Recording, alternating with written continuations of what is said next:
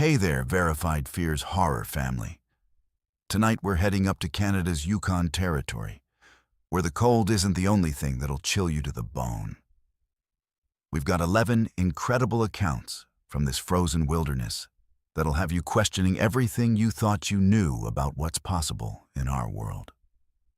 From mysterious disappearances on ice roads to encounters with things that shouldn't exist in abandoned mining towns. These stories come from one of the most isolated places on Earth.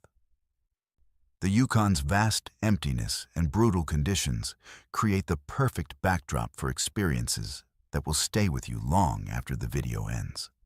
So grab your favorite blanket, turn off the lights, and let's dive into these chilling encounters together.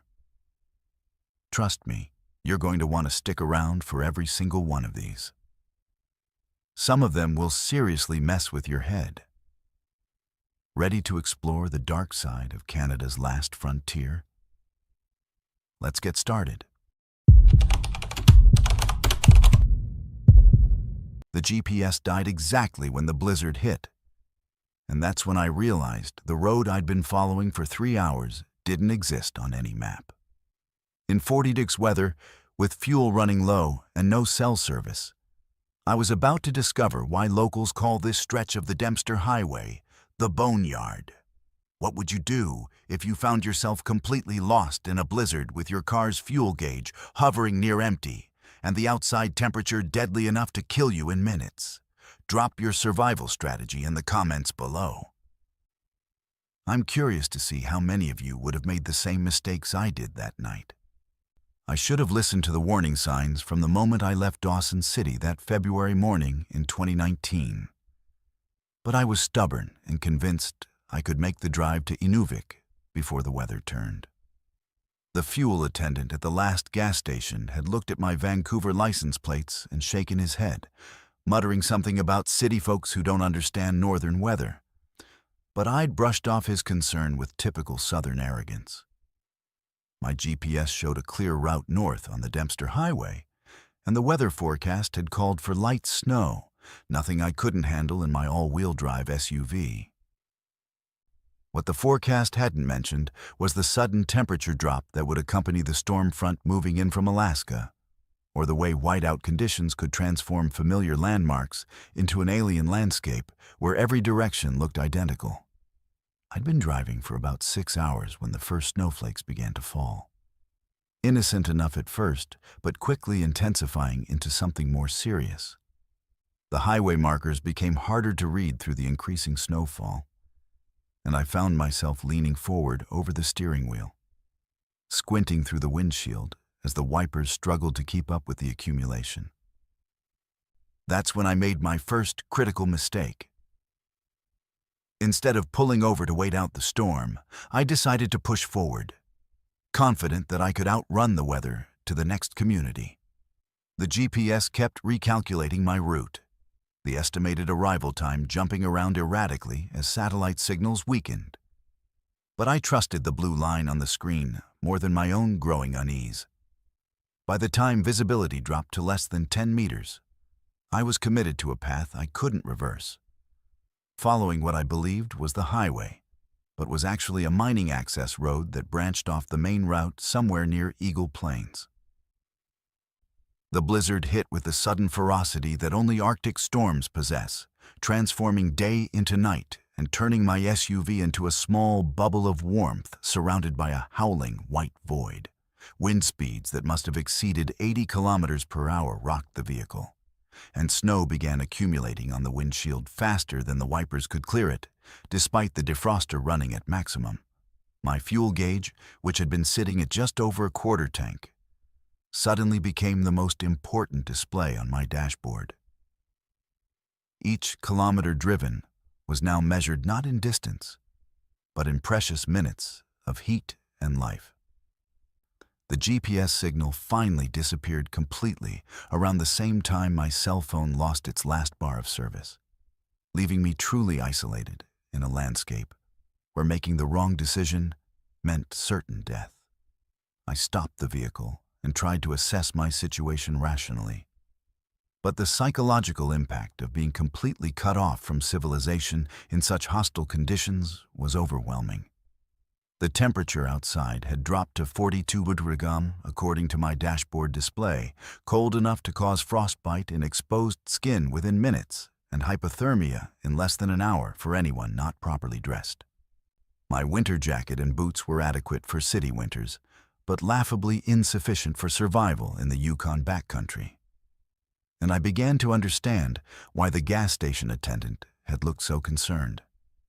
The fuel gauge now read just over 1/8 of a tank, enough to keep the engine running for maybe 2 hours if I was conservative with the heat, but not nearly enough to wait out a storm that could last for days. I tried restarting the GPS multiple times, hoping to re-establish satellite connection, but the device remained stubbornly blank except for an error message about signal acquisition failure. Outside, the wind created an almost hypnotic white noise that seemed to muffle even my own thoughts. And I found myself fighting the urge to simply sit still and wait for rescue that I knew wouldn't come. No one knew my exact route. I'd told friends in Vancouver that I was driving to Inuvik, but hadn't specified my departure time or planned stops, and my disappearance might not even be noticed for several days. The reality of my situation began to sink in with crystalline clarity. I was going to die in this vehicle unless I took action. But any action I took could just as easily kill me faster than staying put. I turned off the engine to conserve fuel and immediately felt the cold begin to seep through the vehicle's insulation, a reminder that my temporary shelter was entirely dependent on burning gasoline to maintain the temperature difference that kept me alive. The silence after shutting off the engine was profound and terrifying. Without the familiar hum of the heater and engine, I could hear the full fury of the storm outside.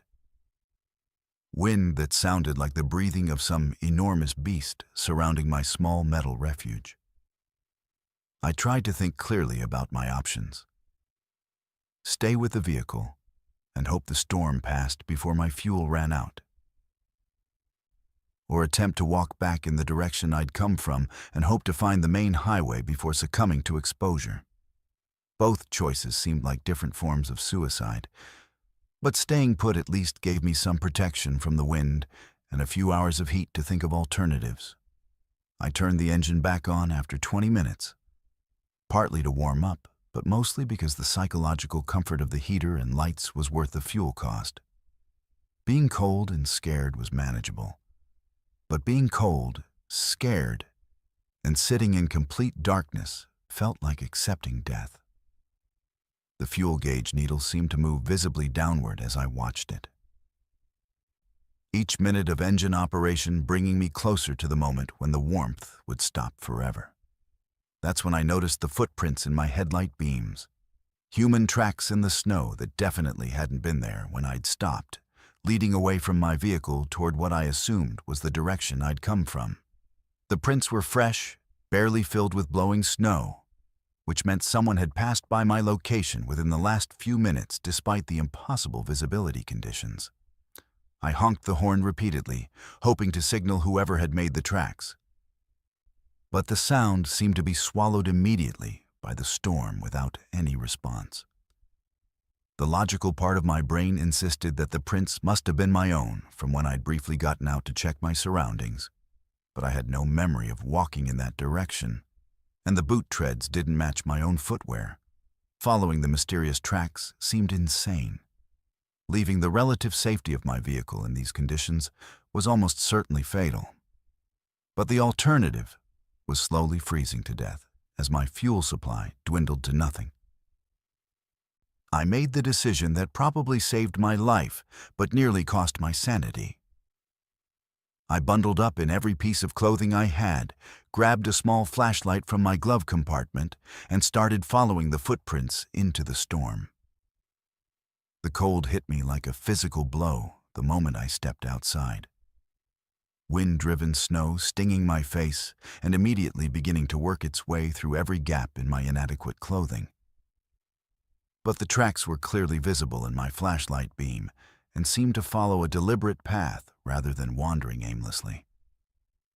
After what felt like hours, but was probably only 30 minutes of fighting through knee-deep snow, stumbling over hidden rocks and struggling to breathe air so cold it burned my lungs, I saw lights ahead. Not the warm yellow glow of human habitation, but the blue-white glare of highway markers reflecting my flashlight beam. The mysterious footprints had led me directly back to the Dempster Highway, where a highway maintenance crew was setting up emergency shelters for stranded motorists. And within an hour, I was warming up in a heated trailer, while a tow truck driver explained that my SUV had been found on an abandoned logging road that had been closed to public access for over a decade. When I asked about the footprints that had guided me to safety, the maintenance supervisor just shrugged and said that survival situations sometimes make people see things that help them make the right choices. But I still wonder about those tracks that appeared at exactly the moment I needed them most, in conditions where no human should have been able to survive, leading me to safety with an accuracy that GPS technology had failed to provide. After 6 weeks of constant daylight at the research station, Dr. Sarah Martinez stopped sleeping entirely and started drawing symbols on the walls with her own blood. I was the only other person stationed at Herschel Island, and I was beginning to see the same symbols in my peripheral vision. Have you ever experienced sleep deprivation so severe that you couldn't tell what was real anymore? Let me know in the comments how long you've gone without proper sleep. Because what happened to us up there makes me wonder if there's a breaking point where the human mind just snaps. Look, I'm a meteorologist, okay? I deal in facts, data, measurable phenomena, not the kind of weird psychological stuff I'm about to tell you about. But when Environment Canada assigned me to the Herschel Island Research Station for the summer of 2021, I thought I was prepared for the isolation and the midnight sun. I'd done remote postings before, spent months in weather stations across the Arctic, and I figured 2 people could handle 3 months of data collection without any major issues. Dr. Sarah Martinez was supposed to be the perfect partner for this assignment. PhD in atmospheric physics from McGill, 15 years of field experience, and a reputation for being unflappable under pressure. The first few weeks went exactly as planned. We collected weather data, monitored ice conditions, and maintained the automated systems that fed information back to headquarters in Yellowknife. The thing about the midnight sun that they don't really prepare you for is how it messes with your internal clock in ways that blackout curtains and sleeping pills can't fix. Your body knows it should be dark, knows there should be a natural rhythm of day and night. But when you're at 69 degrees north latitude in June, the sun just circles around the sky without ever setting. Sarah adapted better than I did initially. She had this rigid schedule where she'd force herself to sleep from midnight to 8 a.m., regardless of how bright it was outside, complete with eye masks and white noise machines. I was more casual about it, sleeping when I felt tired and working when I felt alert, which probably contributed to what happened later. By the 3rd week, I noticed Sarah was becoming more irritable and obsessive about small details. She'd spend hours recalibrating instruments that were already perfectly calibrated. And she started keeping a detailed journal of every minor equipment malfunction or data anomaly. At first, I thought it was just professional thoroughness. But then I realized she was writing in this journal at all hours.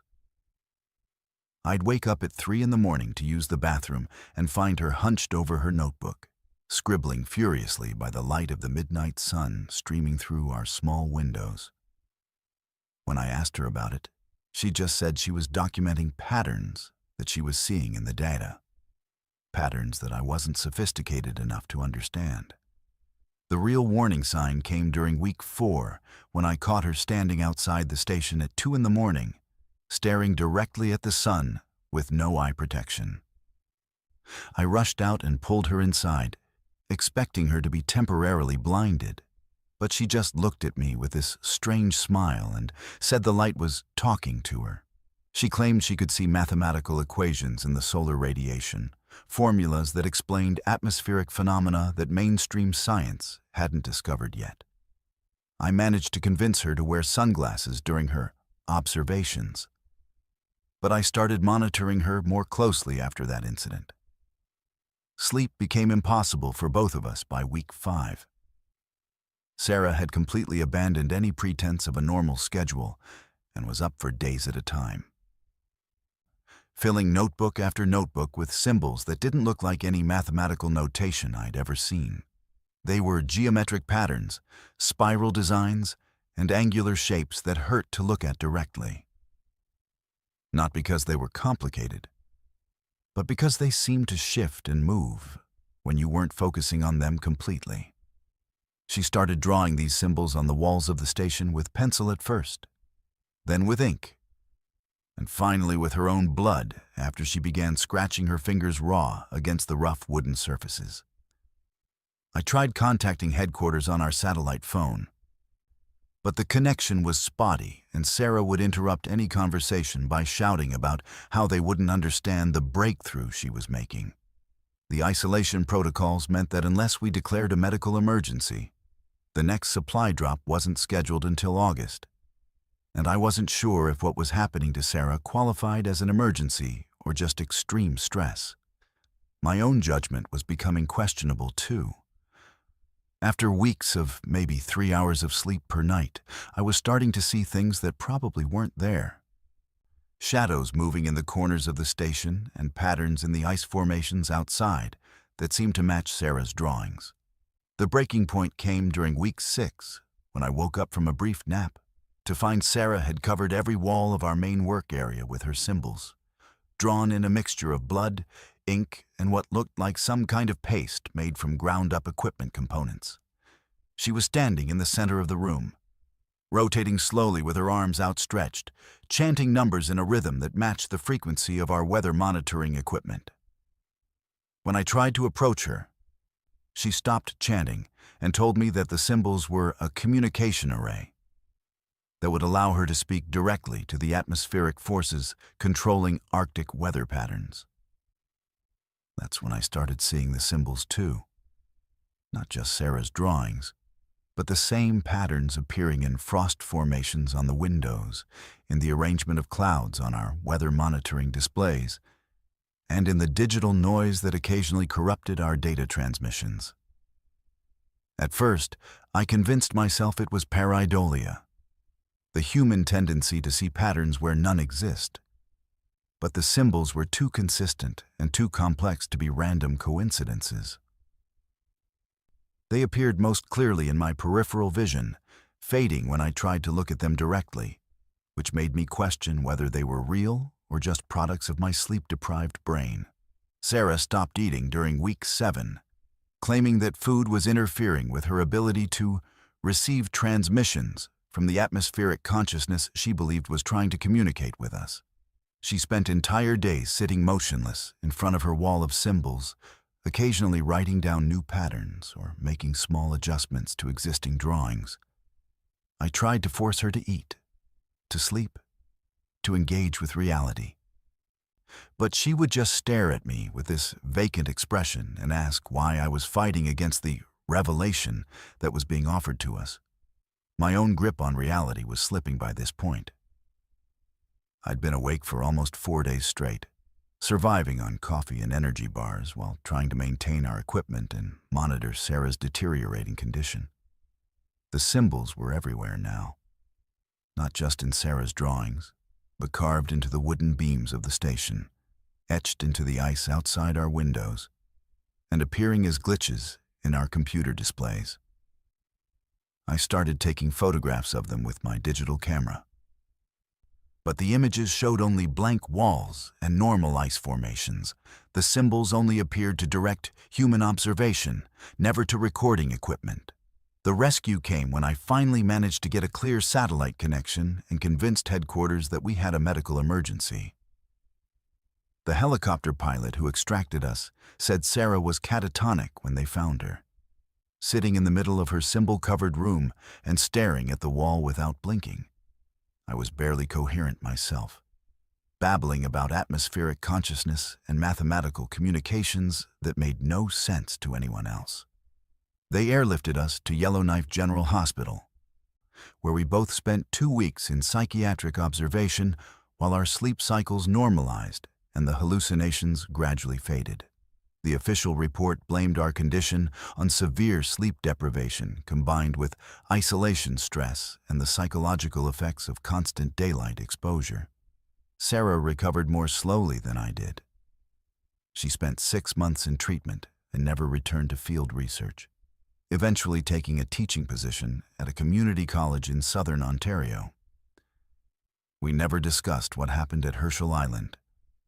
But sometimes I wonder if those symbols were really hallucinations, or if the extreme conditions up there allowed us to perceive something that's normally invisible to human consciousness.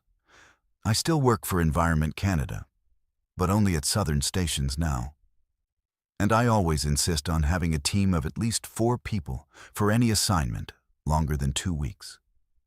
Sometimes, during periods of stress or when I'm particularly tired, I catch glimpses of those angular patterns in my peripheral vision.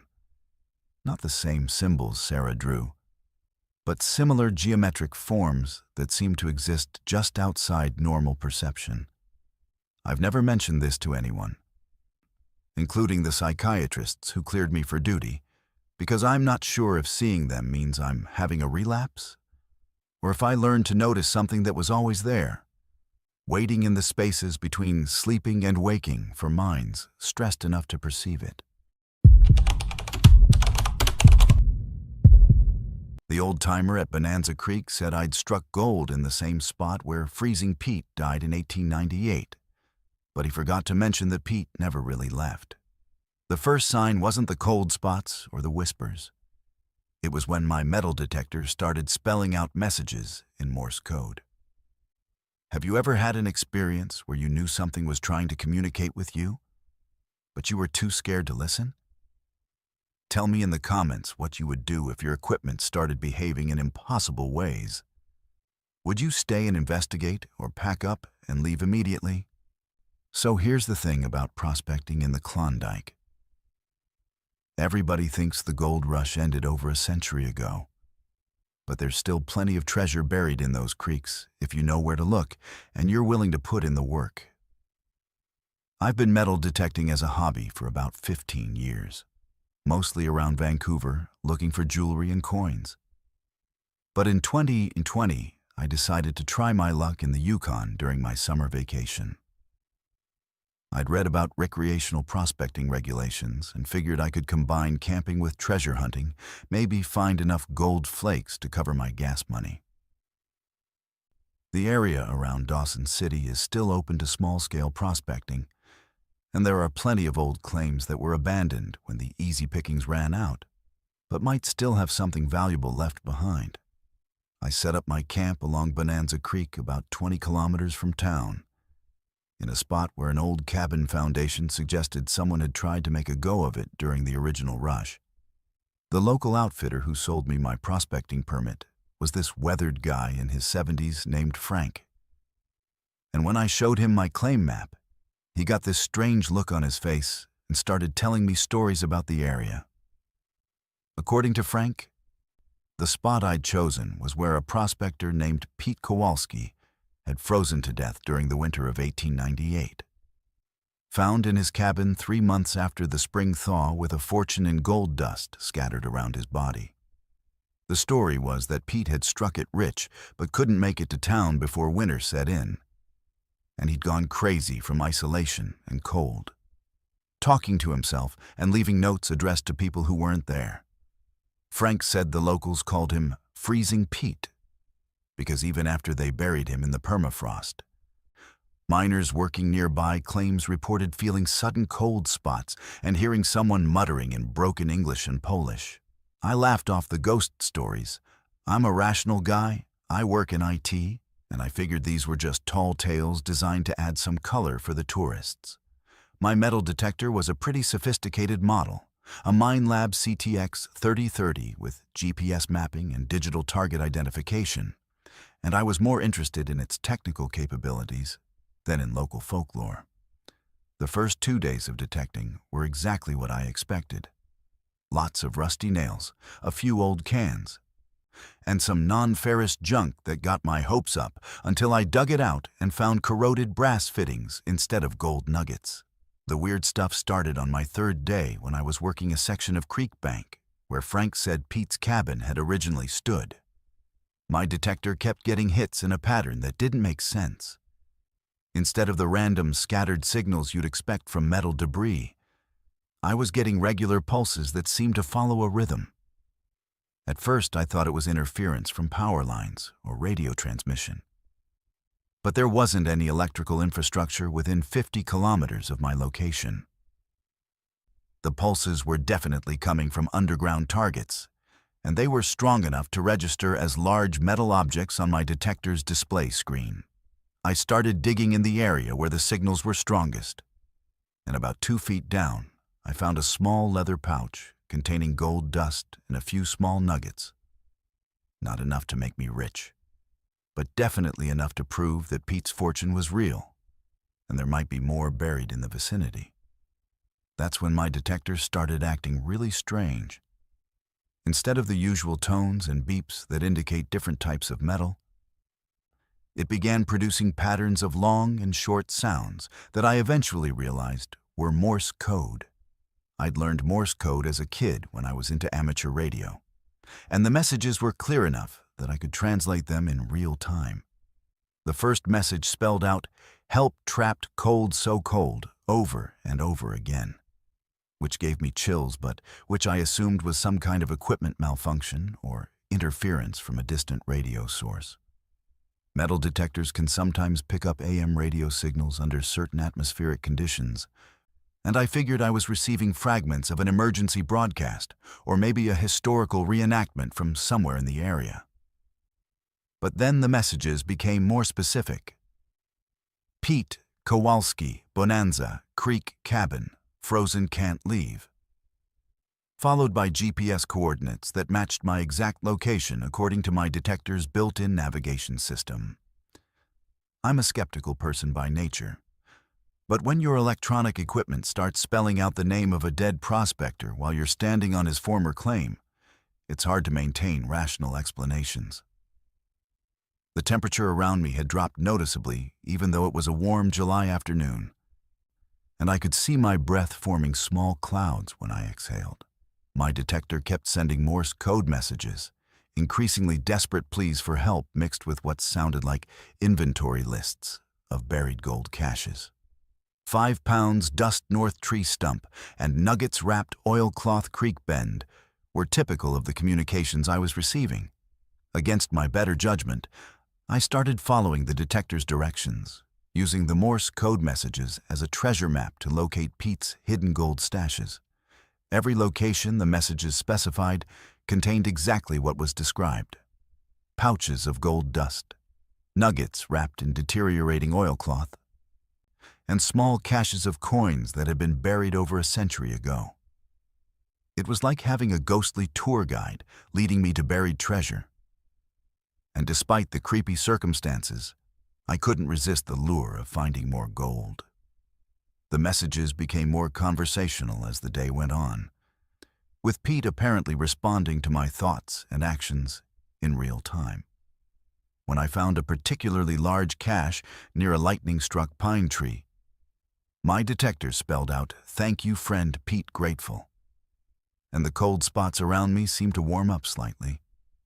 I started talking out loud to Pete, thanking him for the guidance and asking questions about his life and death. The responses came through my detector's Morse code transmissions, telling me about the brutal winter of 1898, about running out of food and firewood, about the hallucinations and desperation that came with slow starvation and hypothermia.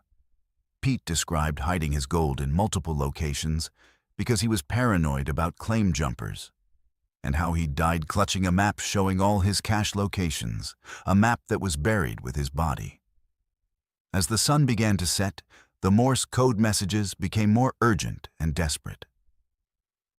"Don't leave Pete alone again," and "cold coming back need warmth" were repeated constantly, and I realized that Pete's spirit was somehow drawing energy from my presence and my metal detector's electrical field.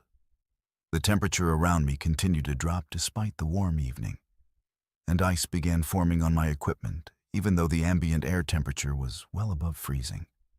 I tried to leave several times, but my detector would start screaming out, "No, please stay, help Pete," in rapid-fire Morse code. And guilt kept me from abandoning what seemed to be a genuinely desperate soul. I spent the night at my campsite, with Pete's communications continuing through my metal detector until the battery finally died around 3 in the morning. The sudden silence was almost worse than the constant Morse code messages, and I felt an overwhelming sense of loneliness and abandonment that I knew wasn't entirely my own emotion. When I recharged my detector the next morning and turned it on, the first message was, "Thank you for staying, Pete, not alone," followed by GPS coordinates for one final cache that contained more gold than all the previous finds combined. The last message Pete sent before my detector returned to normal operation was, "Pete, can rest now.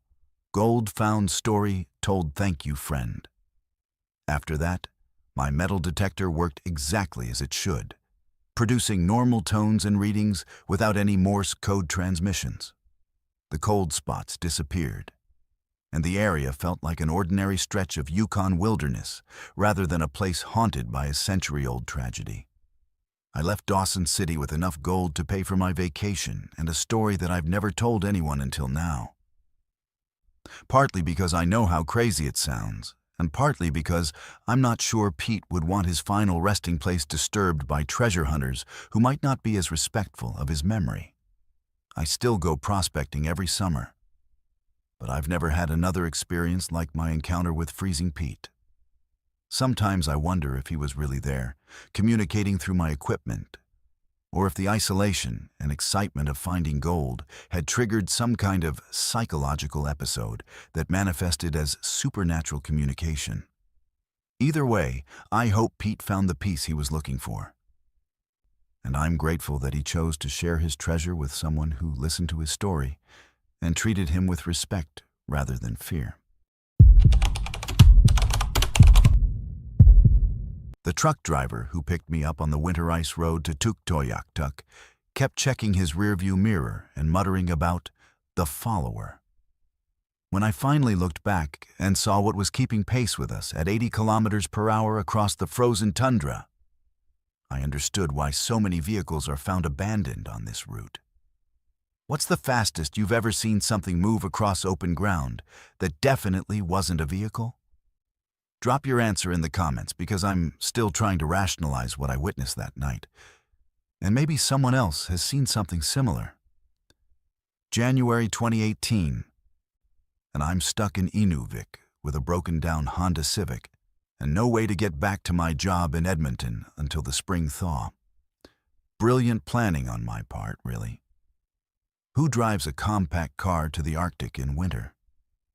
The rental companies wouldn't touch me after I'd already put one vehicle in the ditch, and commercial flights were booked solid for weeks. That's when I met Danny Coe at the Mackenzie Hotel bar, a local trucker who ran supplies up the ice road to Tuk and back, and after enough beers, he agreed to give me a ride south as far as the Dempster Highway junction. Danny was Gwitchin, probably in his 50s. And he had this quiet intensity that made you believe he'd seen things most people wouldn't understand. Danny's rig was a massive Peterbilt with a sleeper cab, pulling a trailer full of construction supplies for the hamlet's infrastructure projects. We left Inuvik around 10 p.m., which put us driving through the coldest part of the night when the ice road was most stable. The route to Tuktoyaktuk follows the frozen Mackenzie River Delta for most of its length, crossing channels and bays that are liquid water for 8 months of the year, but become a highway when the temperature drops below 20 degrees for long enough. It's one of the most isolated roads in North America, 107 kilometers of nothing but snow, ice, and tundra, with no communities, no services, and no help if something goes wrong. The first hour was routine enough. Danny keeping the truck at a steady 50 kilometers per hour while explaining the basics of ice road safety. You don't stop on the ice unless it's an emergency, because the weight of a stationary truck can cause cracks that spread faster than you can move. You don't use your Jake brake because sudden deceleration can break the ice surface. And you absolutely don't travel this route alone, which is why most truckers run in convoys of 2 or 3 vehicles. Danny was solo this trip because his usual partner had called in sick, and he'd been reluctant to take a passenger until I'd offered to pay him enough cash to make it worth the risk. About 30 kilometers out from Inuvik, Danny started glancing at his side mirrors more frequently than seemed necessary for normal driving. The ice road was straight and flat, with visibility for several kilometers in all directions under the aurora-lit sky, so there wasn't much need to check for traffic or obstacles. When I asked if there was a problem, Danny just shrugged and said sometimes other vehicles followed the ice road at night, even though the official season wouldn't start for another 2 weeks and we hadn't seen any other trucks on the route. That's when I first noticed the shape in Danny's passenger side mirror. Something large and dark moving parallel to our truck about 100 meters to the right, keeping pace with us despite the fact that we were traveling at 60 kilometers per hour across terrain that should have been impassable to anything without tracks or skis. At first I thought it might be a snowmobile or an ATV, but the silhouette was wrong. Too tall and narrow, moving with a fluid gait that didn't match any mechanical vehicle I'd ever seen. Danny caught me staring at the mirror and nodded grimly, like he'd been expecting this to happen. "That's the follower," Danny said, his voice carefully neutral in the way people use when they're discussing something they don't want to believe in, but can't deny. "Shows up on about 1 trip in 10, usually when there's only 1 truck on the road. Never gets closer than 50 meters, never falls behind, just keeps pace until we reach Tuk or turn around." He'd been driving this route for 12 years, he told me, and he'd seen the follower maybe 15 times. Always under similar circumstances. Solo trips, clear weather, nighttime driving when the aurora was active. I pressed my face against the passenger window to get a better look at whatever was paralleling our truck, and what I saw made my stomach clench with instinctive fear. The thing moving alongside us was definitely not human, but it wasn't clearly animal either. Bipedal but wrong, too tall and too angular, with limbs that bent in ways that suggested joints in places where joints shouldn't be. It was covering ground in long, loping strides that ate up distance without apparent effort. And despite the sub-zero temperature and wind chill from our speed, it showed no signs of fatigue or difficulty with the terrain. Danny had been watching my reaction in the rearview mirror, and when he saw the expression on my face, he just nodded again. "Yeah, that's about how everyone reacts the first time they see it. Thing is, it's not actually threatening. Never approaches the truck, never shows aggressive behavior, just follows along like it's curious about what we're doing out here. Some of the other drivers think it's territorial, making sure we don't stay in the area too long, but I figure it's more like a dog following a car because it finds the movement interesting." The follower stayed with us for the next 40 kilometers, never varying its distance or position relative to our truck, never showing any signs of strain despite maintaining highway speeds across frozen tundra that would challenge a snowmobile. I tried taking pictures with my phone, but the combination of darkness, distance, and vibration from the truck made it impossible to get clear images. The creature, because I couldn't think of it as anything else, seemed to be aware of my attention, occasionally turning what might have been its head in our direction, but never altering its pace or path. Around the halfway point to Tuktoyaktuk, we hit a section of road where the ice had shifted and created pressure ridges that forced Danny to slow down and navigate carefully between frozen obstacles. I expected the follower to either catch up to us or fall behind, but instead it simply adjusted its own speed to match ours, maintaining the same relative position even when we were crawling along at 20 kilometers per hour. That's when I realized that whatever was out there had intelligence. It wasn't just running mindlessly alongside our truck, but was actively choosing to stay within a specific range. Danny had been quiet for most of the journey, but as we approached the final stretch to Tuktoyaktuk, he started talking about the other encounters he'd had with the follower over the years. Different drivers described it differently. Some said it looked like a bear walking upright. Others thought it resembled a person in heavy winter clothing, and a few claimed it was something they'd never seen before and couldn't compare to any known animal. The one constant was its behavior. It would appear shortly after leaving Inuvik, follow trucks for most of the journey, and disappear when they reached populated areas or when other vehicles joined the convoy. "The thing that gets me," Danny said as the lights of Tuktoyaktuk appeared in the distance, "is how it always knows when to leave. Soon as we get within a few kilometers of town, or if another truck shows up on the road behind us, it just veers off into the tundra and vanishes. Like it understands that its territory ends at the edge of human settlement. Or maybe it just doesn't want to be seen by too many people at once." Sure enough, as we crested the last hill before dropping down into Tuktoyaktuk, I looked out the passenger window and saw the follower angle away from our route, heading northwest across the open tundra at the same steady pace it had maintained for over 100 kilometers.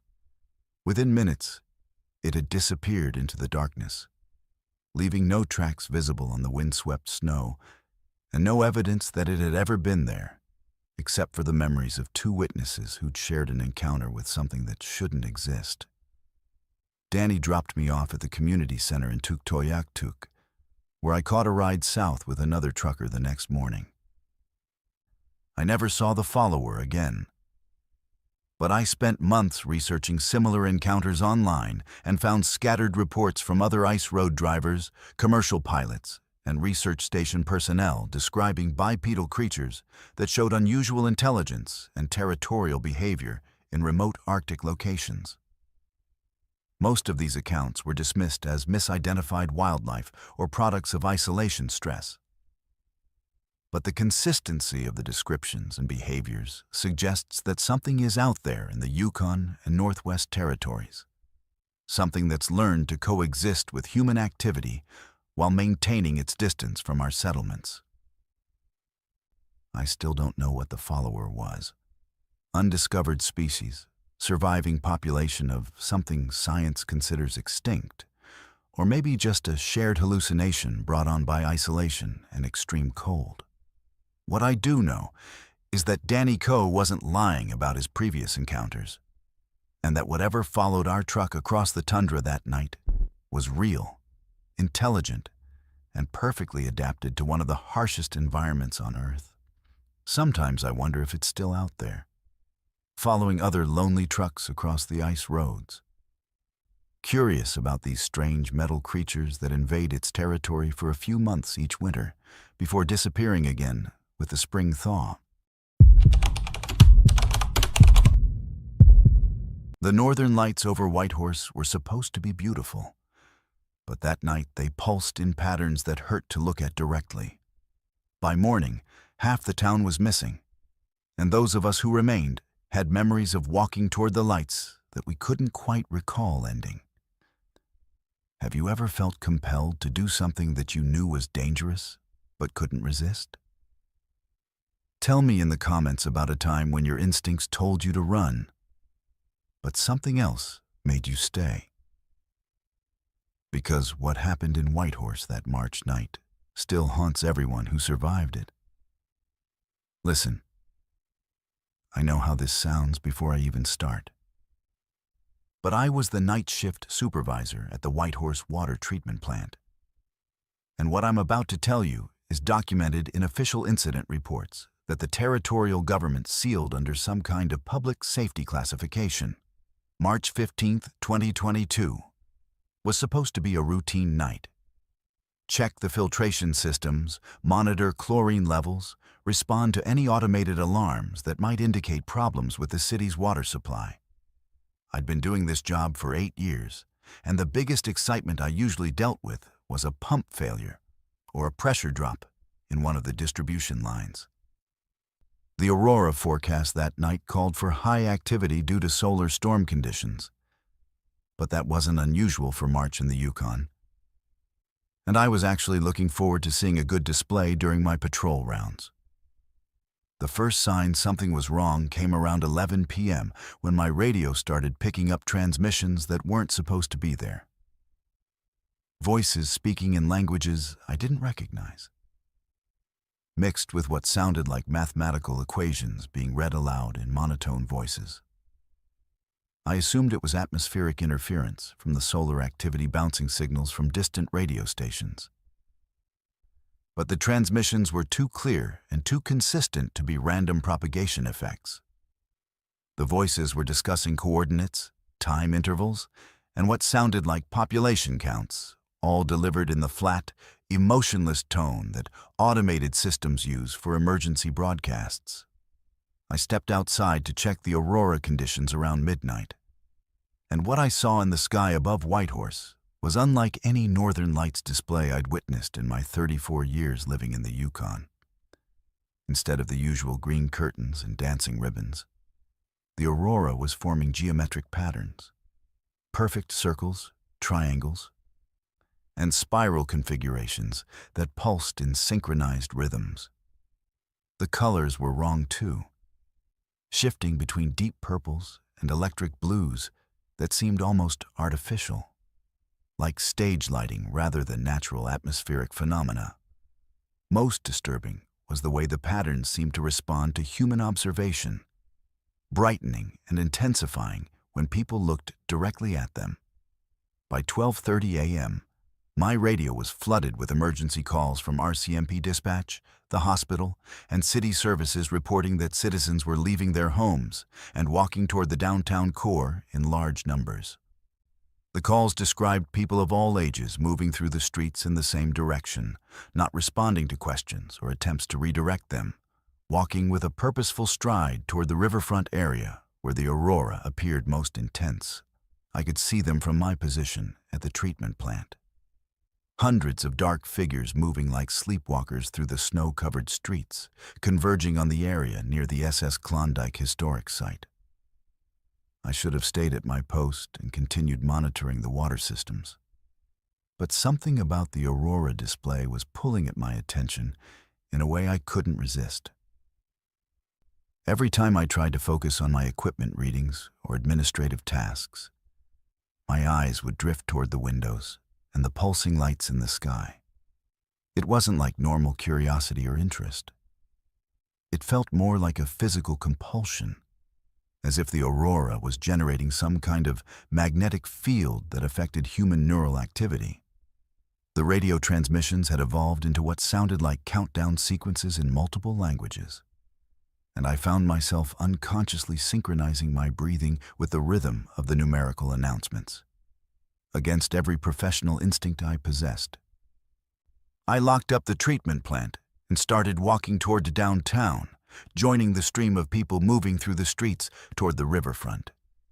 I remember making the decision consciously, but I couldn't articulate why it seemed necessary or what I expected to accomplish by abandoning my post. The other people I encountered were similarly entranced.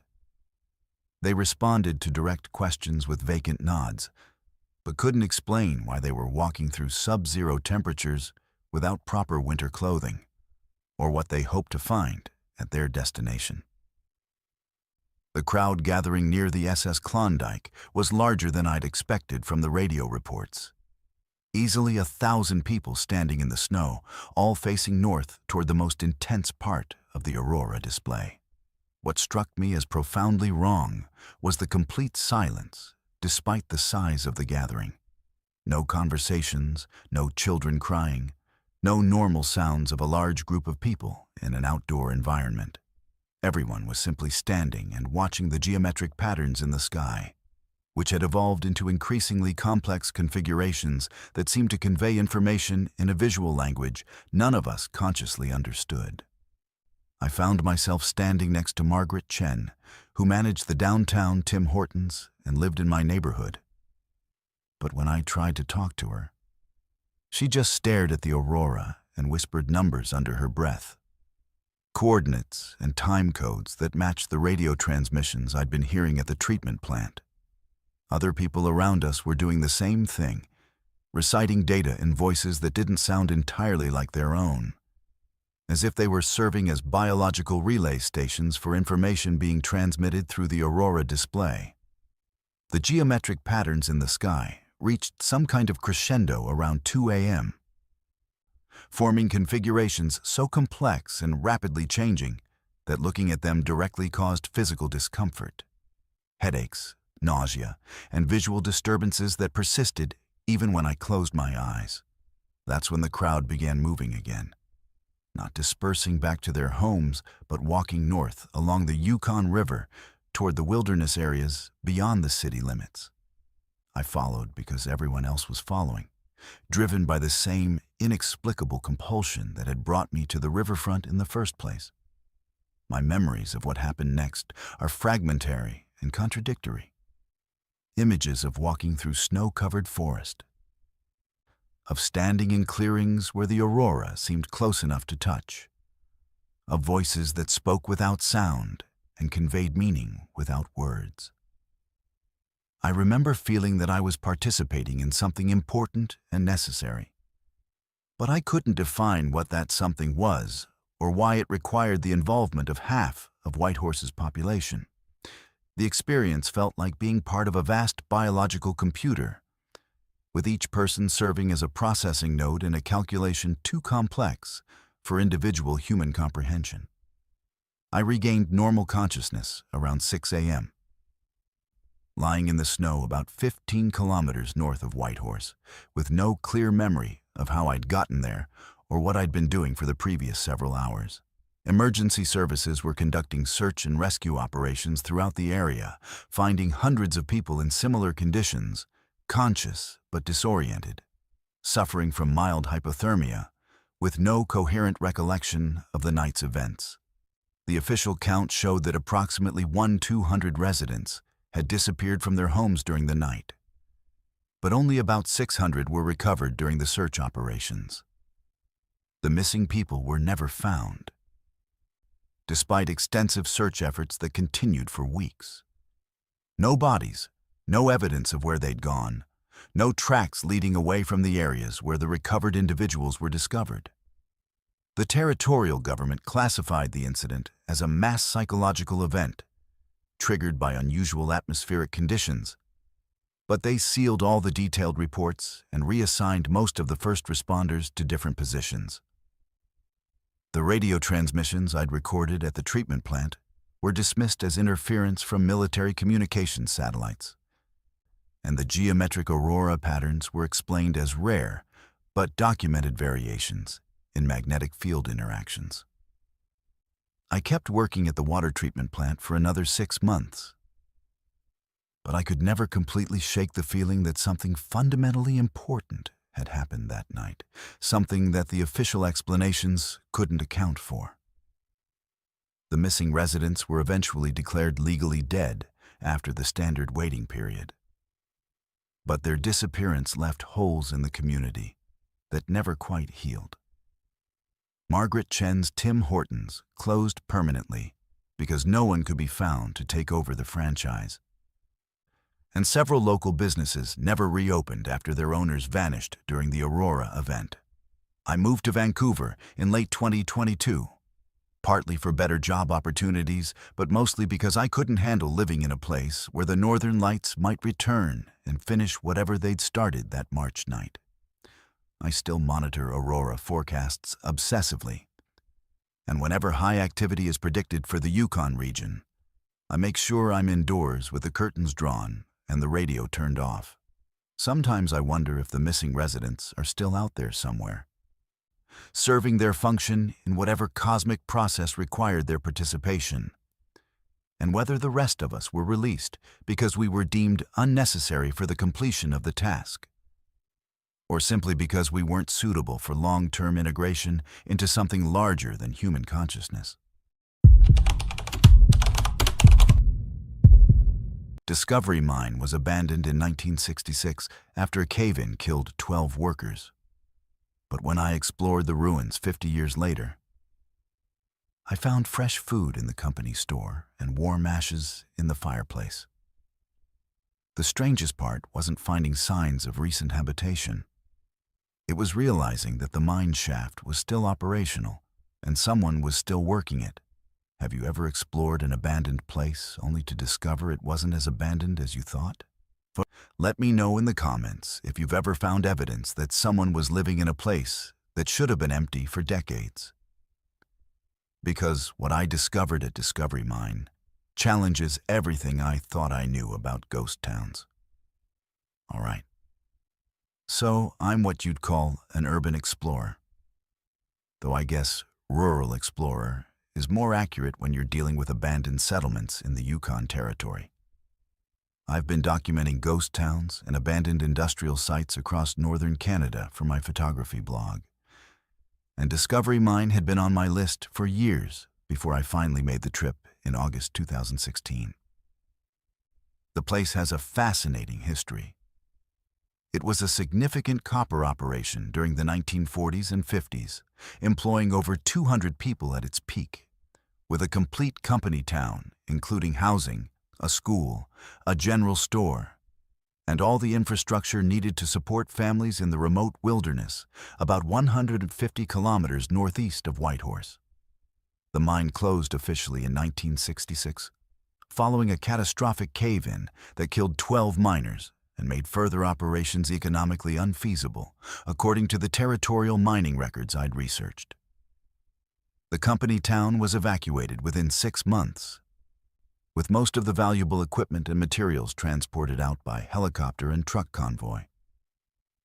What remained was supposed to be a standard industrial ghost town, empty buildings slowly deteriorating under the harsh northern climate, with nature gradually reclaiming the cleared areas where people had once lived and worked.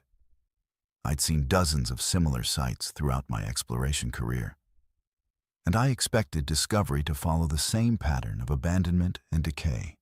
The hike to Discovery took me 2 days through unmarked wilderness, following old logging roads and mining trails that were barely visible after 50 years of neglect.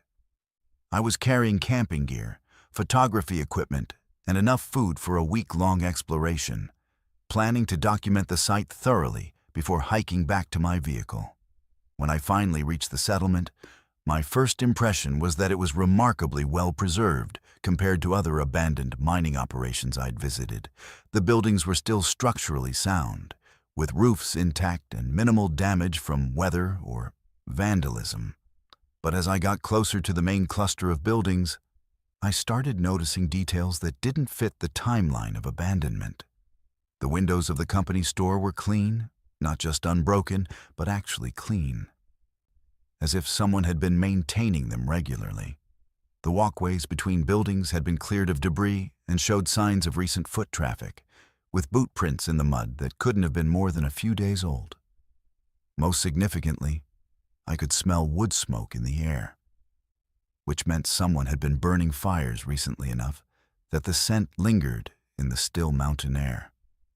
I approached the company store cautiously, uncertain whether I was dealing with squatters, caretakers, or some kind of industrial security presence that I hadn't been aware of in my research.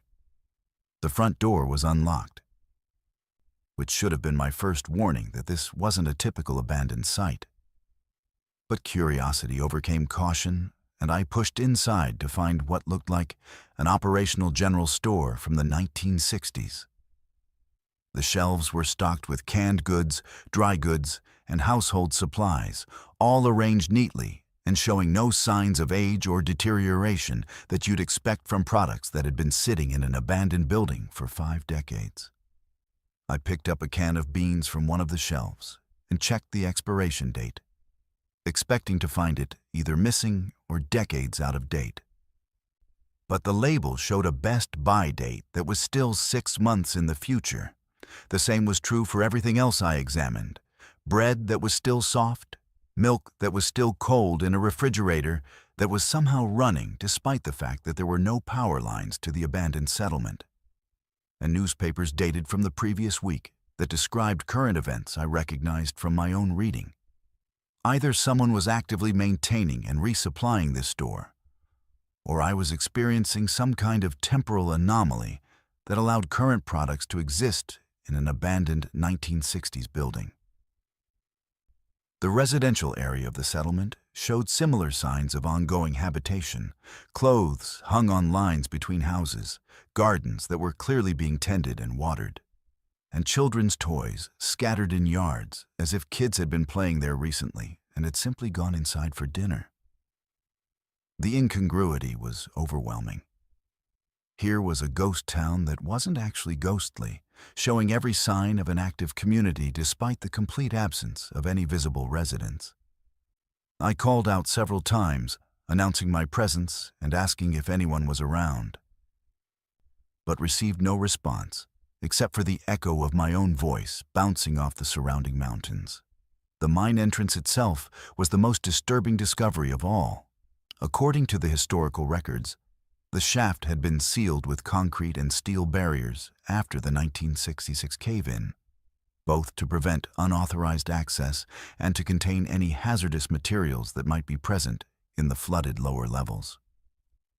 But when I reached the mine head, I found the entrance wide open, with fresh tire tracks leading in and out of the tunnel mouth.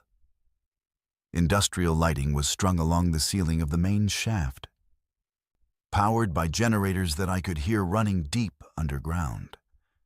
And the air coming out of the mine carried the familiar smells of diesel exhaust and blasting powder that indicated active mining operations. I didn't have the equipment or the expertise to explore the mine shaft safely, but I spent several hours documenting the surface evidence of ongoing activity. Fresh ore samples were piled near the entrance, sorted and tagged with dates from the current year. Heavy equipment tracks crisscrossed the area around the mine head, and I could see where large trucks had been backing up to loading areas to transport materials out of the site. The level of industrial activity was inconsistent with any kind of small-scale or recreational mining. This was a full commercial operation with significant investment in equipment and infrastructure. That evening, I set up my camp on a ridge overlooking the settlement, hoping to observe any activity that might occur after dark. Around 9 p.m., lights began coming on in the buildings below, following the pattern you'd expect from a community settling in for the night. Kitchen windows glowing as families prepared dinner, street lights illuminating the main roads, and the warm yellow glow of television screens visible through living room windows. I could hear the faint sounds of daily life carrying up from the valley: dogs barking, children playing, adults calling to each other across yards. But despite watching through binoculars for hours, I never saw a single human figure moving around the settlement. The mine operation continued throughout the night, with convoy trucks arriving and departing on a regular schedule, their headlights visible as they navigated the access road that led back toward the main highway. The industrial noise was constant: generators, conveyor belts, heavy machinery, and the distant sound of blasting deep underground. But again, I couldn't see any workers or equipment operators despite clear evidence that complex industrial processes were taking place. It was like watching a ghost town operate itself, maintaining the routines and activities of a living community without any visible human presence. I stayed for 3 more days, documenting everything I could and trying to make contact with whatever was maintaining the settlement. I left notes in obvious locations, tried using my radio to broadcast on emergency frequencies, and even attempted to follow one of the mine trucks when it left the site. But the vehicle disappeared around a bend in the road and was gone when I reached the same location on foot. On my final night, I woke up to find that someone had left fresh food and coffee outside my tent, along with a handwritten note that simply said, "Thank you for visiting Discovery. Please don't tell anyone where we are." I hiked out the next morning with more questions than answers, carrying photographs and documentation of a place that shouldn't exist, according to official records. My attempts to research the current legal status of the Discovery Mine site led to bureaucratic dead ends and conflicting information from different government agencies. Some records showed the site as permanently abandoned and sealed. Others indicated that mining leases were still active under corporate entities that I couldn't trace to actual business addresses or contact information. I never published my photographs or wrote about Discovery for my blog, partly because I couldn't verify the story, and partly because I felt obligated to respect the privacy request in that anonymous note. I've never returned to Discovery, but I still monitor mining industry publications for any mention of copper operations in that region of the Yukon. And I occasionally see references to production figures that suggest active extraction is taking place somewhere in the area. Whether Discovery Mine is operated by the descendants of the original workers, by some kind of corporate entity that maintains secrecy for business reasons, or by something else entirely, I can't say with certainty. But I know that what I experienced there was real, and that the place continues to exist in a state that defies the official narrative of abandonment and closure. I rented the remote cabin near Kluane Lake for a month-long writing retreat. But the previous guest's journal entries carved into the wooden walls told a different story about what happens when you stay too long. The final entry, dated just 3 days before my arrival, simply read, "They're in the walls now, and they know I can hear them." Have you ever felt like you were being watched in a place where you should have been completely alone? Tell me in the comments about the longest you've ever been isolated from other people. Because isolation does things to your mind that you can't prepare for until you experience it firsthand. Look, I'm a freelance journalist from Toronto, and I thought I knew what isolation meant from working alone in my apartment for months at a time. But nothing prepares you for true wilderness solitude, where your nearest neighbor is literally hundreds of kilometers away. I'd booked the cabin through a property rental website, looking for somewhere remote enough to finish my book about urban alienation without the constant distractions of city life.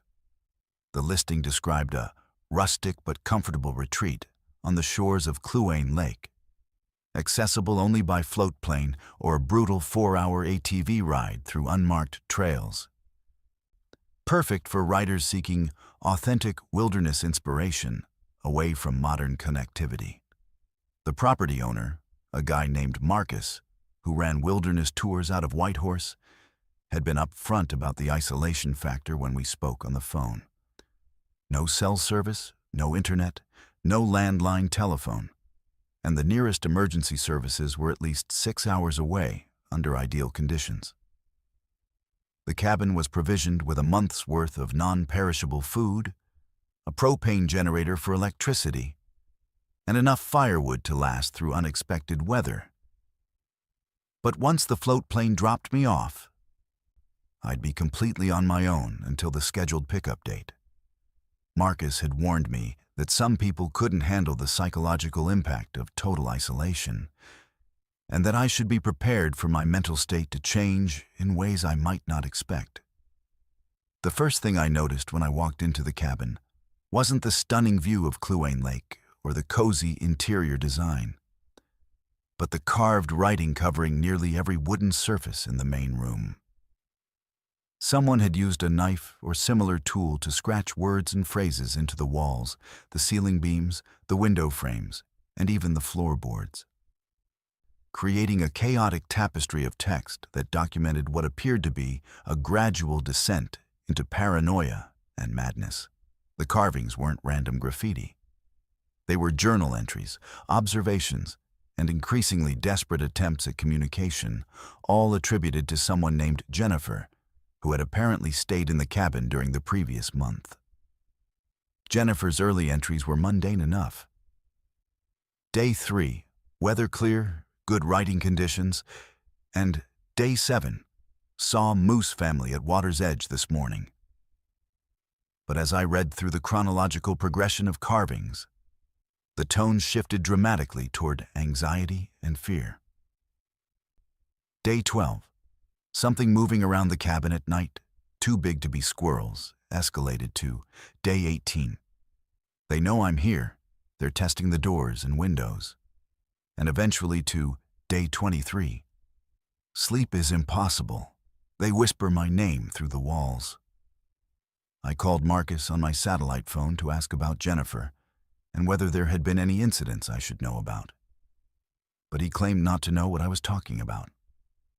According to his records, the cabin had been empty for 3 months before my arrival, and he'd never rented to anyone named Jennifer. He suggested that the carvings were probably old damage from previous years that he hadn't noticed during his last maintenance visit, and that isolation sometimes makes people more sensitive to normal wilderness sounds and activity. His explanation made logical sense, but the dates carved into the walls corresponded exactly with the month before my arrival, and the wood shavings around the most recent entries were still fresh and light-colored. The first week of my stay was productive and peaceful, exactly what I'd hoped for when I'd planned this retreat. I established a daily routine of writing in the morning, hiking in the afternoon, and reading by the fire in the evening, with no distractions beyond the occasional wildlife sighting or weather change. The silence was profound in a way that city dwellers never experience. Not just the absence of traffic and machinery, but the complete lack of human-generated sound for hours at a time. It was during these quiet periods that I began to understand how Jennifer might have started hearing things that weren't there. Because the human brain seems to fill silence with phantom sounds when it's deprived of normal auditory input. By the second week, I was spending more time reading Jennifer's wall carvings than working on my own writing project.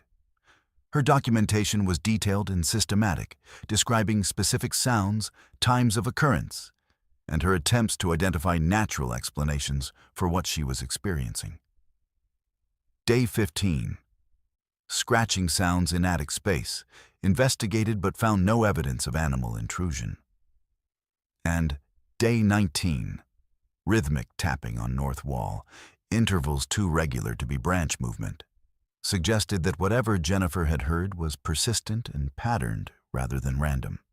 I started paying attention to the nighttime sounds around the cabin, partly out of curiosity about Jennifer's experiences and partly because isolation had made me hyper-aware of my environment in ways that felt simultaneously protective and paranoid. The Yukon wilderness is never completely silent. There's always wind in the trees, small animals moving through the underbrush, and the thermal expansion and contraction of building materials creating settling noises.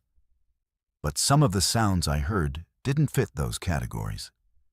Deliberate footsteps circling the cabin at regular intervals, scratching or tapping that responded to my movements inside the building, and what sounded like human voices just beyond the range of clear comprehension. Jennifer's later entries described exactly the same phenomena I was experiencing, which either meant we were both responding to real external stimuli or that isolation in this specific location produced predictable psychological effects. Day 25. They speak in whispers when they think I'm asleep. Discussing my daily routines and what I eat for meals was particularly disturbing, because I'd heard similar whispered conversations and had found myself wondering if someone was observing my activities from a hidden position in the surrounding forest. The scratching sounds in the walls became more frequent and aggressive as my stay progressed, following patterns that reminded me of Morse code or some other form of systematic communication. I tried recording these sounds with my digital audio equipment, but playback revealed only normal background noise and the occasional settling sound that could be attributed to the wooden structure responding to temperature changes. Either the sounds were psychological artifacts that recording equipment couldn't capture, or they were occurring at frequencies or volumes that weren't registering on my devices. Jennifer's final entries, carved deep into the wooden beam above the fireplace, described her growing conviction that entities living within the cabin's structure were actively monitoring her thoughts and activities. Day 28. They know what I'm going to do before I do it, preparing for my actions in advance. And Day 30. Communication attempt successful. They acknowledge my presence, but won't reveal their intentions. Suggested that she'd progressed from hearing phantom sounds to believing she was engaged in actual dialogue with invisible beings. I found myself following a similar trajectory, spending hours each night listening to the sounds in the walls and trying to establish patterns or responses that might indicate intelligence rather than random occurrence. The isolation was definitely affecting my judgment. I was attributing significance to coincidental events, finding meaningful patterns in random data, and developing elaborate theories about the cabin's history and previous occupants. But I couldn't completely dismiss the possibility that something unusual was actually happening, because the sounds and experiences were too consistent and too specific to be entirely psychological. My breaking point came during the third week when I woke up to find fresh knife marks in the wooden walls, adding to Jennifer's collection of carved entries, but in handwriting that I didn't recognize as my own. The new carvings described my daily activities and thoughts with accuracy that suggested either I was unconsciously documenting my own experiences or someone else was observing me closely enough to know intimate details about my mental state. Day 22. Subject experiencing auditory hallucinations consistent with previous occupant patterns was carved in block letters that looked like my handwriting, but described me in the third person as if I were being studied by an external observer. I contacted Marcus via satellite phone to arrange early pickup, claiming a family emergency that required my immediate return to Toronto. The float plane arrived within 24 hours, and I spent my final night at the cabin barricaded in the bedroom with furniture blocking the door, listening to increasingly aggressive scratching and tapping sounds that seemed to be trying to communicate urgency or distress. When I left the next morning, I carved my own final entry into the door frame. Day 23.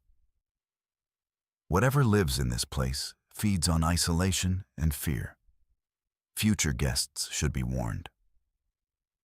I never published my book about urban alienation, partly because my wilderness experience had made me question my own perceptions, and partly because I couldn't shake the feeling that the entities in the cabin walls were still monitoring my thoughts and activities even after I'd returned to civilization.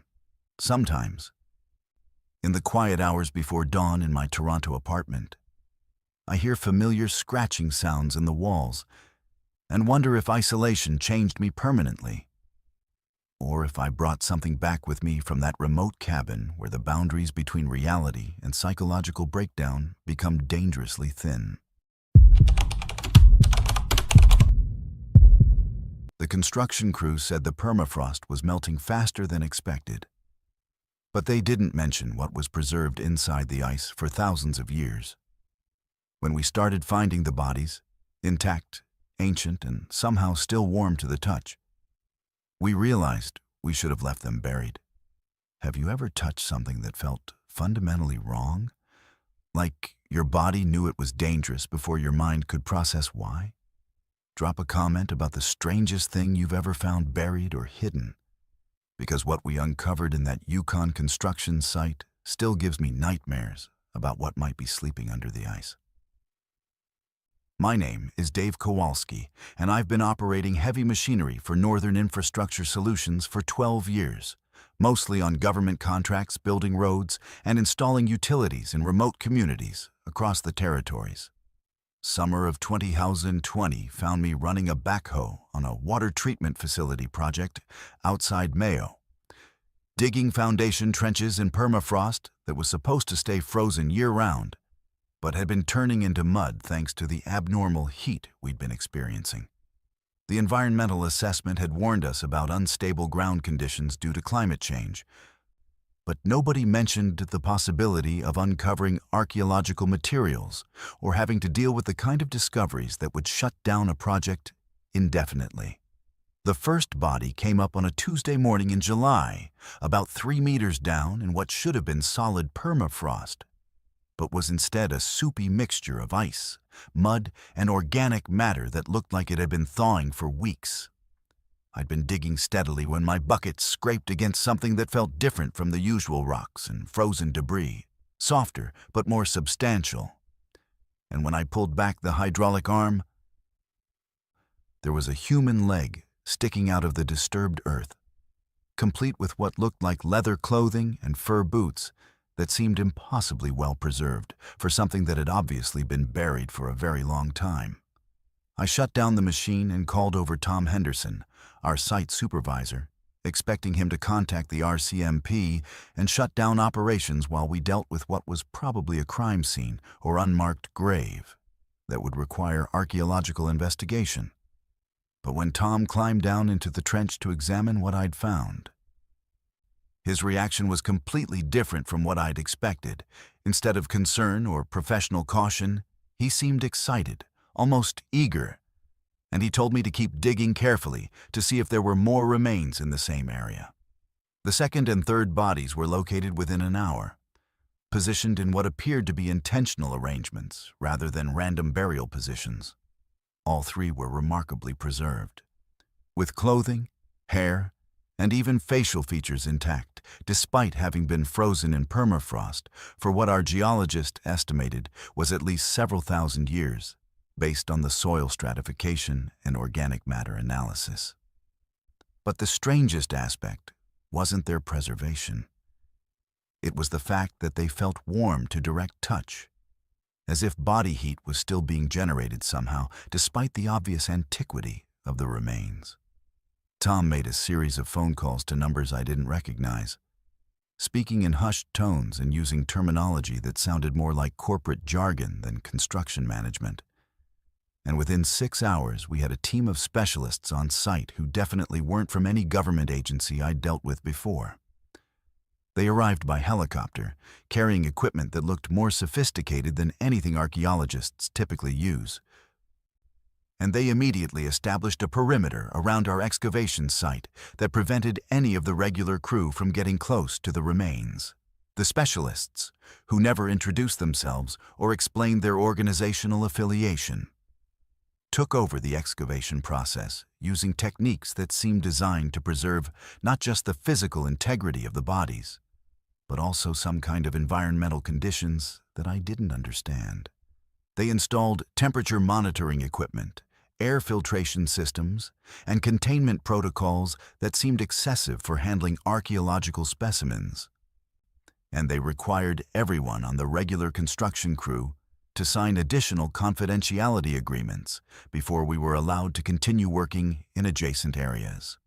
Over the following 2 weeks, the specialist team uncovered 17 more bodies from the same general area, all showing the same impossible preservation and residual warmth that had characterized the initial discoveries. The bodies were arranged in distinct groupings that suggested some kind of social organization or ritual significance, and several were accompanied by artifacts that our geologist privately admitted didn't match any known indigenous culture from the region.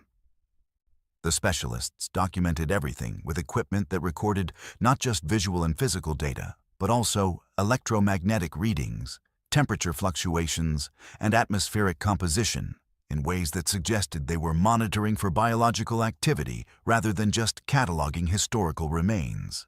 I started having health problems during the 3rd week of excavation, beginning with persistent headaches and progressing to nausea, disorientation, and episodes of memory loss that would leave me unable to remember entire conversations or work activities. several other crew members reported similar symptoms, particularly those of us who had been working closest to the excavation site.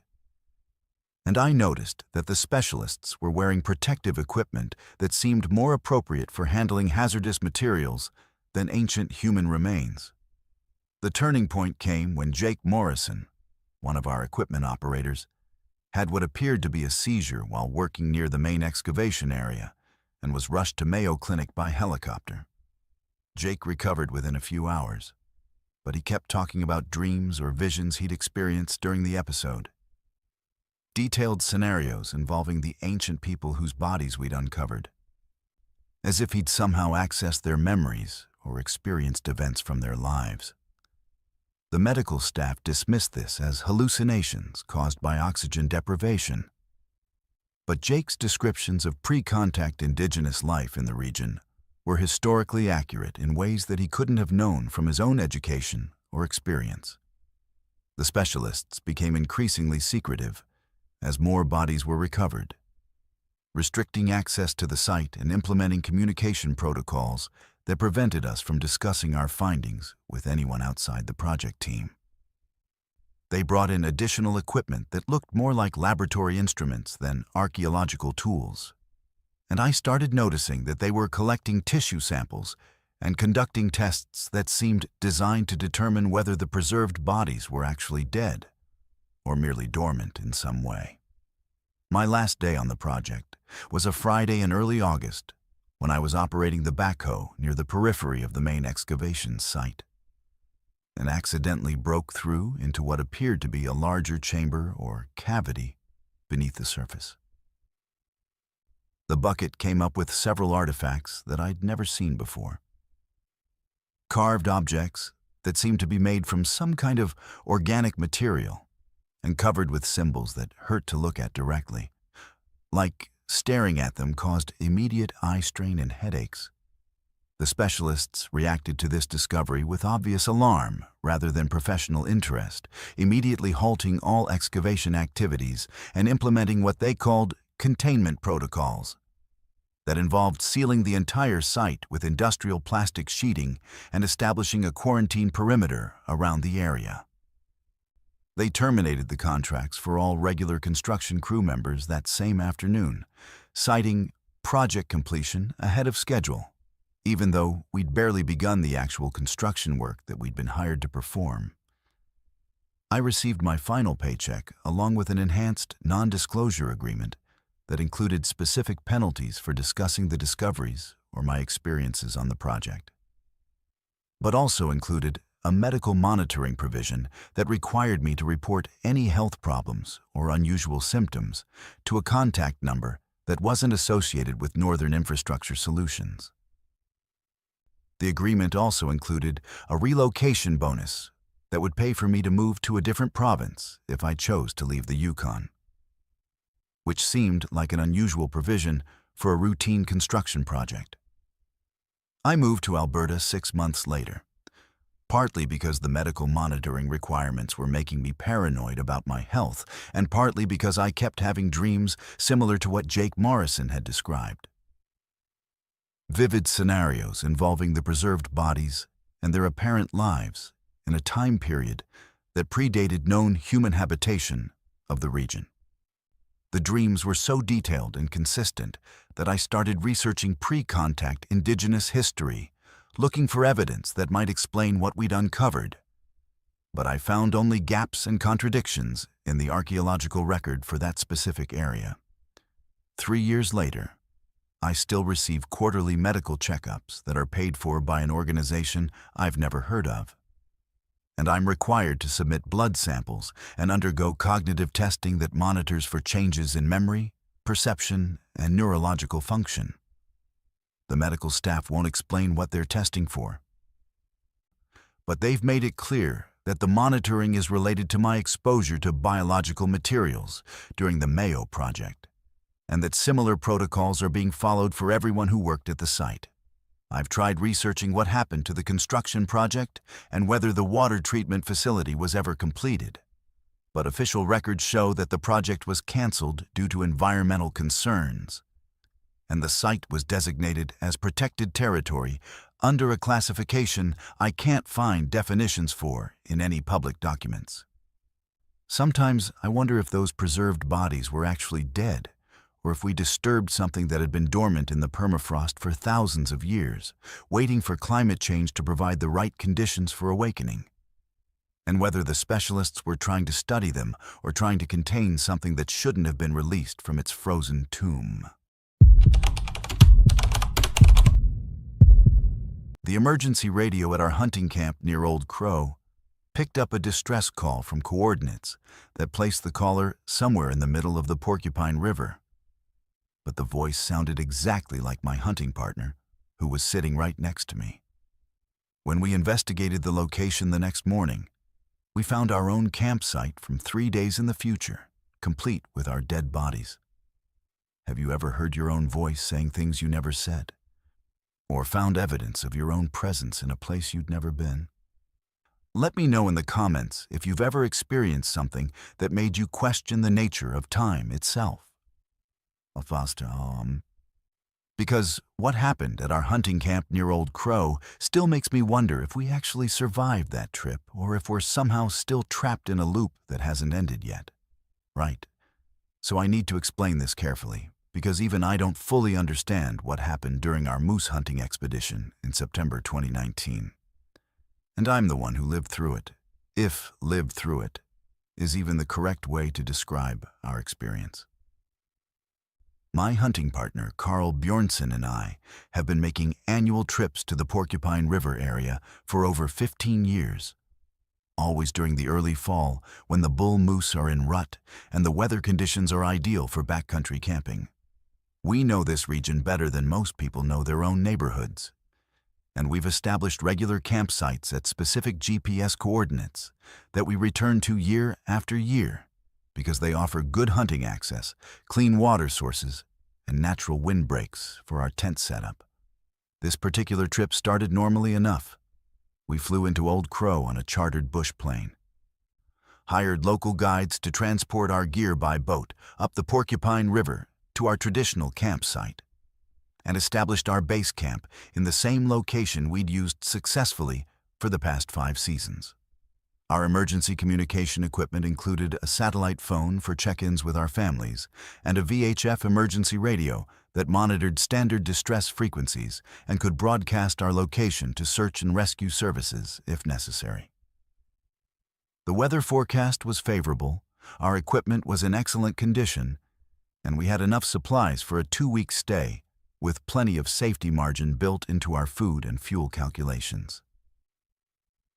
The first sign that something unusual was happening came on our 3rd night when Carl and I were sharing evening coffee by the campfire, and our emergency radio began picking up a distress transmission on the international emergency frequency. The signal was clear and strong, indicating a nearby source. But the content of the message was immediately disturbing, because the voice making the distress call sounded exactly like Carl's voice, asking for emergency evacuation from coordinates that placed the caller in the middle of the Porcupine River, about 3 kilometers downstream from our campsite. Carl was sitting directly across from me when we heard his voice on the radio, and his reaction was the same confusion and disbelief that I was experiencing. The transmission repeated every few minutes for about an hour, with Carl's voice providing increasingly detailed information about injuries, equipment failures, and deteriorating weather conditions that didn't match our actual situation at all. We were both healthy, our equipment was functioning perfectly, and the weather remained clear and calm, despite the distress caller's claims about an incoming storm system. I attempted to respond to the distress call using our radio, asking for clarification about the caller's identity and actual location, but received no response despite the continued transmission of emergency messages every few minutes. The voice on the radio was definitely Carl's, not just similar or reminiscent, but identical in accent, speech patterns, and specific vocabulary that only someone who knew Carl well would recognize. But Carl was obviously not making these transmissions, and the coordinates being broadcast placed the distress caller in a location that was physically impossible to occupy, since it was in the middle of deep, fast-moving water. The transmission continued sporadically throughout the night, with the voice that sounded like Carl describing a progressively worsening survival situation that included equipment failures, injuries, and approaching weather conditions that would make rescue operations impossible. By morning, the messages had evolved to include my voice as well, with Dave's voice and Carl's voice apparently having conversations about our deteriorating situation and arguing about whether to attempt to signal for help or try to reach safety on our own. Carl and I decided to investigate the coordinates being broadcast in the distress calls, partly out of scientific curiosity and partly because we were concerned that someone might actually be in distress and using some kind of voice modification technology that we didn't understand. We loaded our canoe with emergency rescue equipment and paddled downstream to the GPS location that had been repeatedly broadcast during the night, expecting to find either another hunting party in genuine distress or some kind of technical explanation for the impossible radio transmissions we'd been receiving. What we found at the specified coordinates was a small island in the middle of the Porcupine River that neither of us had ever noticed during our previous trips to the area, despite having traveled this stretch of river dozens of times over the years. The island was maybe 50 meters long and 20 meters wide, covered with the same boreal forest vegetation as the surrounding riverbanks. But it felt wrong in ways that I couldn't articulate at the time. Too symmetrical, too well-defined, too obviously artificial despite looking completely natural. On the island, we discovered what appeared to be our own campsite, complete with our tent, our equipment, and what looked like our personal belongings arranged exactly as we had left them at our actual campsite 3 kilometers upstream. But this duplicate campsite showed signs of extended use and deteriorating conditions. The tent was partially collapsed, the equipment was scattered and damaged, and there were obvious signs of a struggle or emergency situation that had left the area in disarray. The most disturbing discovery was finding what appeared to be our own bodies in the collapsed tent, both showing signs of hypothermia and exposure that suggested we had died after several days of unsuccessful survival attempts. The bodies were definitely Carl and myself, same clothing, same physical characteristics, same personal items and identification, but in a state of decomposition that indicated death had occurred several days earlier, which was obviously impossible since we were both alive and examining the scene. Carl found a journal near the bodies that was written in his own handwriting, documenting our hunting trip but with events and timeline that diverged significantly from our actual experience.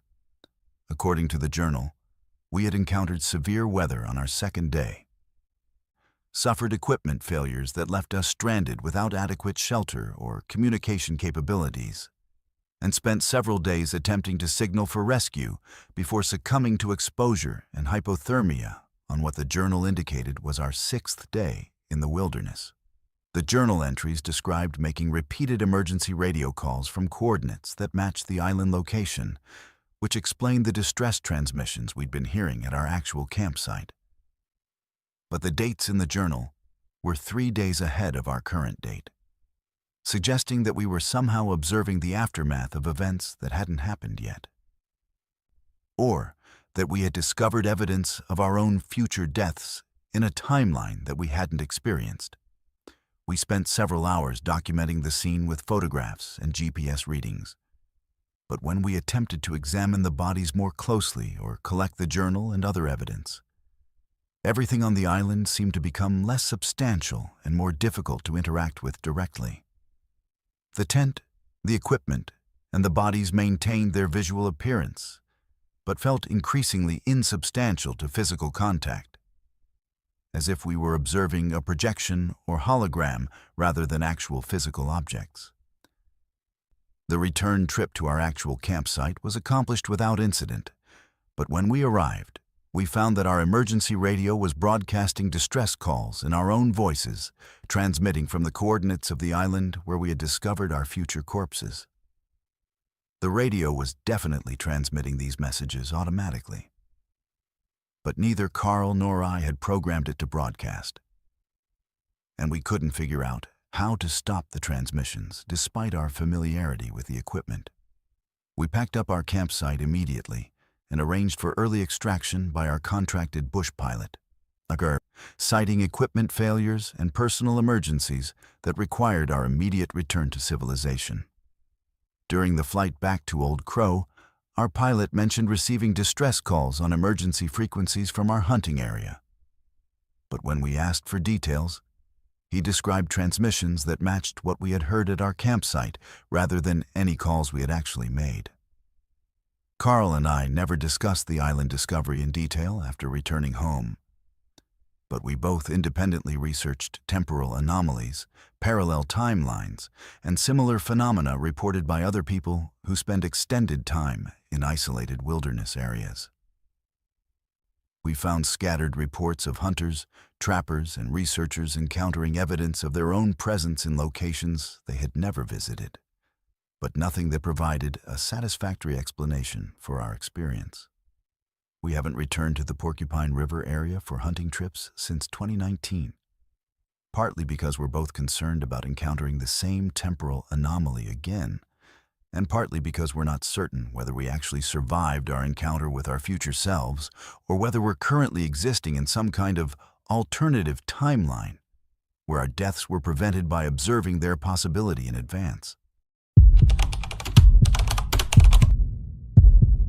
The Gwich'in elder warned us that something was hunting in the forests around Fort McPherson, something that used to be human, but had crossed a line that can't be uncrossed. When we found the first set of tracks, human feet but stretched impossibly long, with claw marks where toes should be, we realized we weren't tracking an animal. Have you ever followed tracks that started looking human but gradually became something else entirely? Tell me in the comments about the most disturbing thing you've ever found while tracking in the wilderness.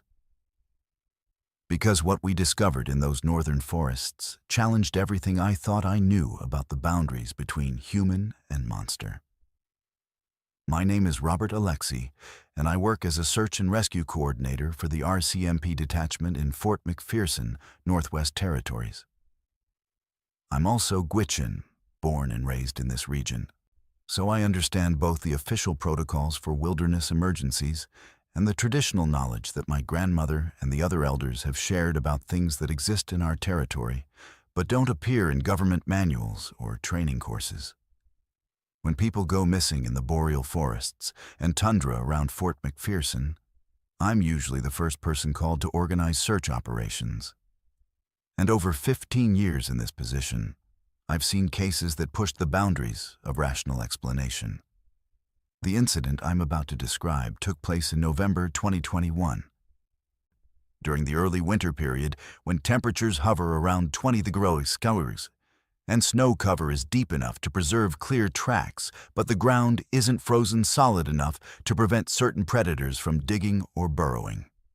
A family of 4 from Edmonton had been overdue from a camping trip in the Richardson Mountains, and their emergency beacon had stopped transmitting from coordinates about 40 kilometers northeast of Fort McPherson.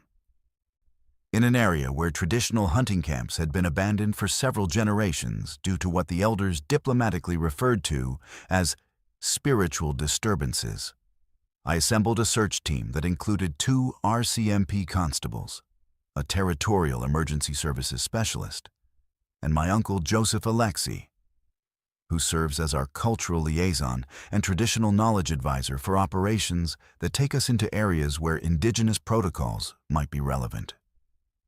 Joseph is in his 70s, fluent in Gwich'in, and has spent his entire life traveling through this territory as a hunter, trapper, and guide.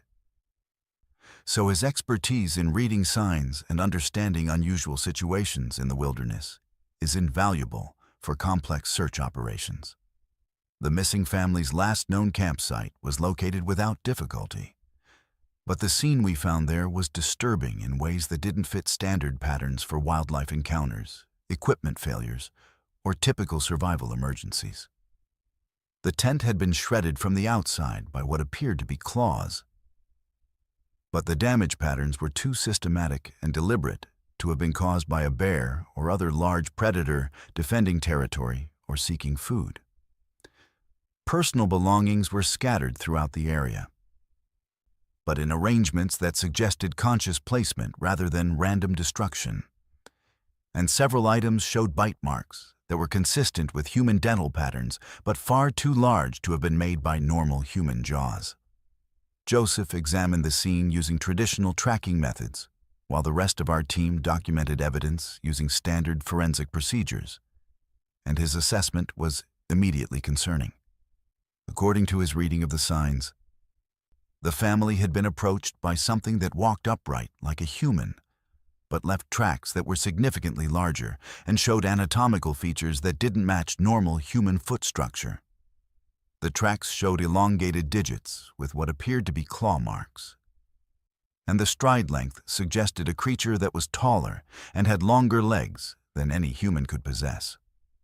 The trail leading away from the campsite was clear enough to follow, despite the recent snowfall, and it led northeast toward areas that Joseph said had been avoided by local hunters for over 50 years due to persistent reports of encounters with something that the Gwich'in language describes as a human who has abandoned their humanity through cannibalism or other violations of natural law.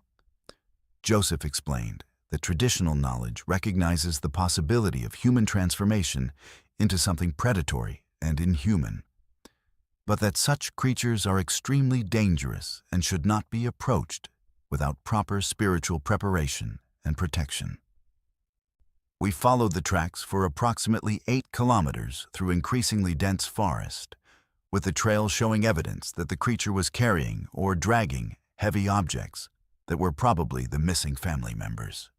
The physical evidence suggested that whatever we were tracking possessed strength far beyond human capabilities, because the drag marks indicated that it was transporting multiple adult bodies simultaneously across terrain that would challenge a single person carrying minimal equipment.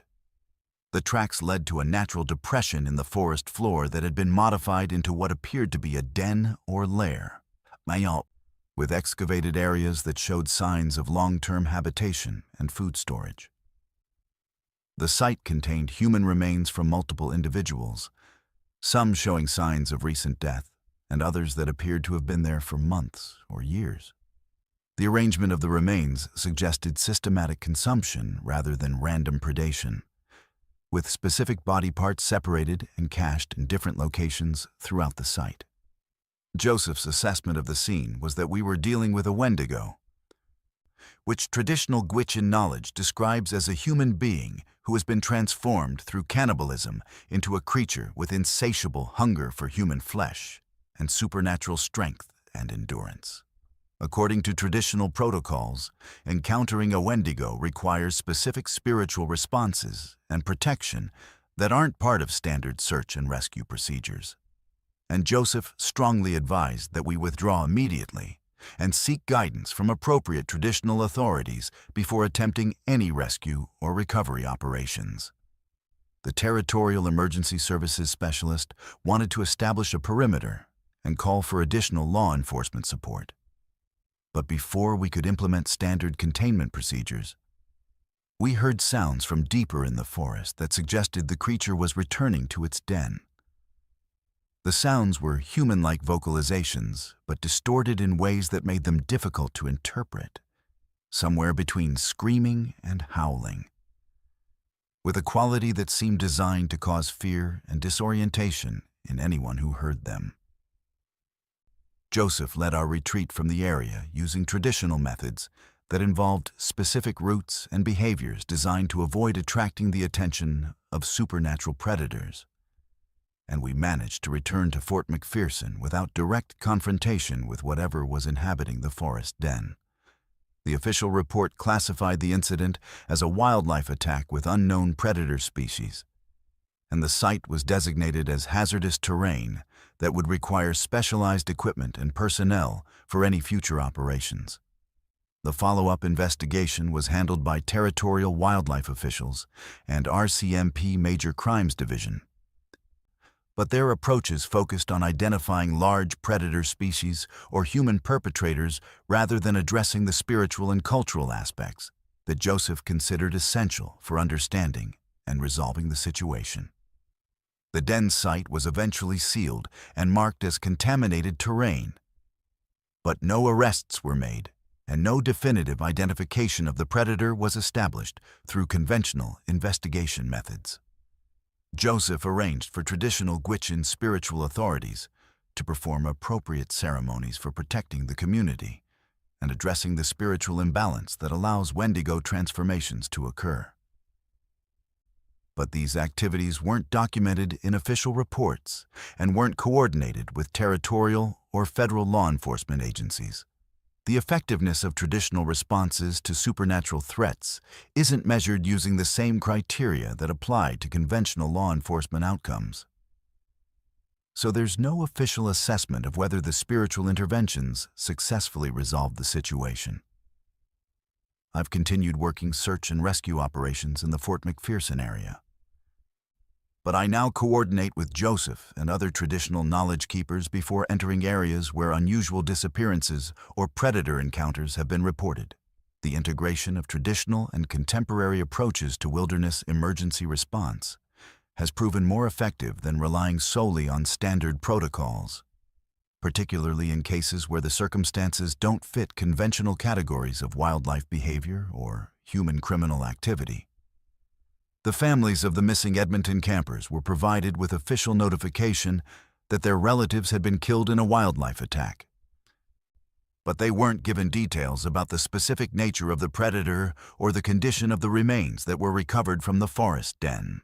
The decision to limit information disclosure was made jointly by territorial authorities and traditional leaders, based on assessments that complete transparency about supernatural threats might cause public panic or inappropriate responses that could endanger additional people.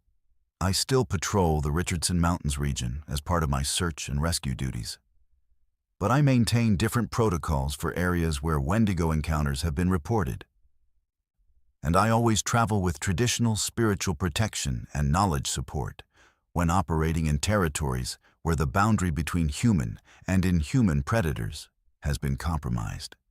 The official records don't acknowledge the supernatural aspects of cases like this.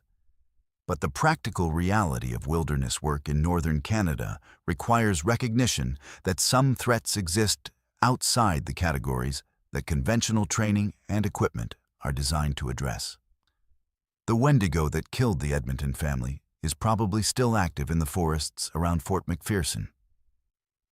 But traditional knowledge suggests that appropriate spiritual responses can contain such creatures and prevent them from expanding their hunting territory or transforming additional humans through direct contact or spiritual contamination.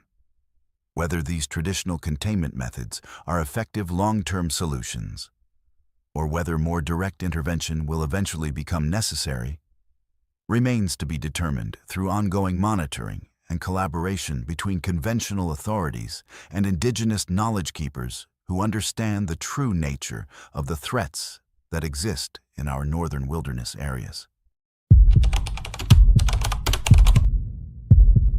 The weather station at Comacuck Beach had been broadcasting automated readings for 30 years without human intervention. So when we received a personal message in Morse code asking for help, we knew something was impossibly wrong. The coordinates in the transmission led us to our own location, and the timestamp was dated exactly 24 hours in the future. Have you ever received a message from yourself that you never sent? Warning about events that haven't happened yet? Tell me in the comments if you've ever experienced communication from the future.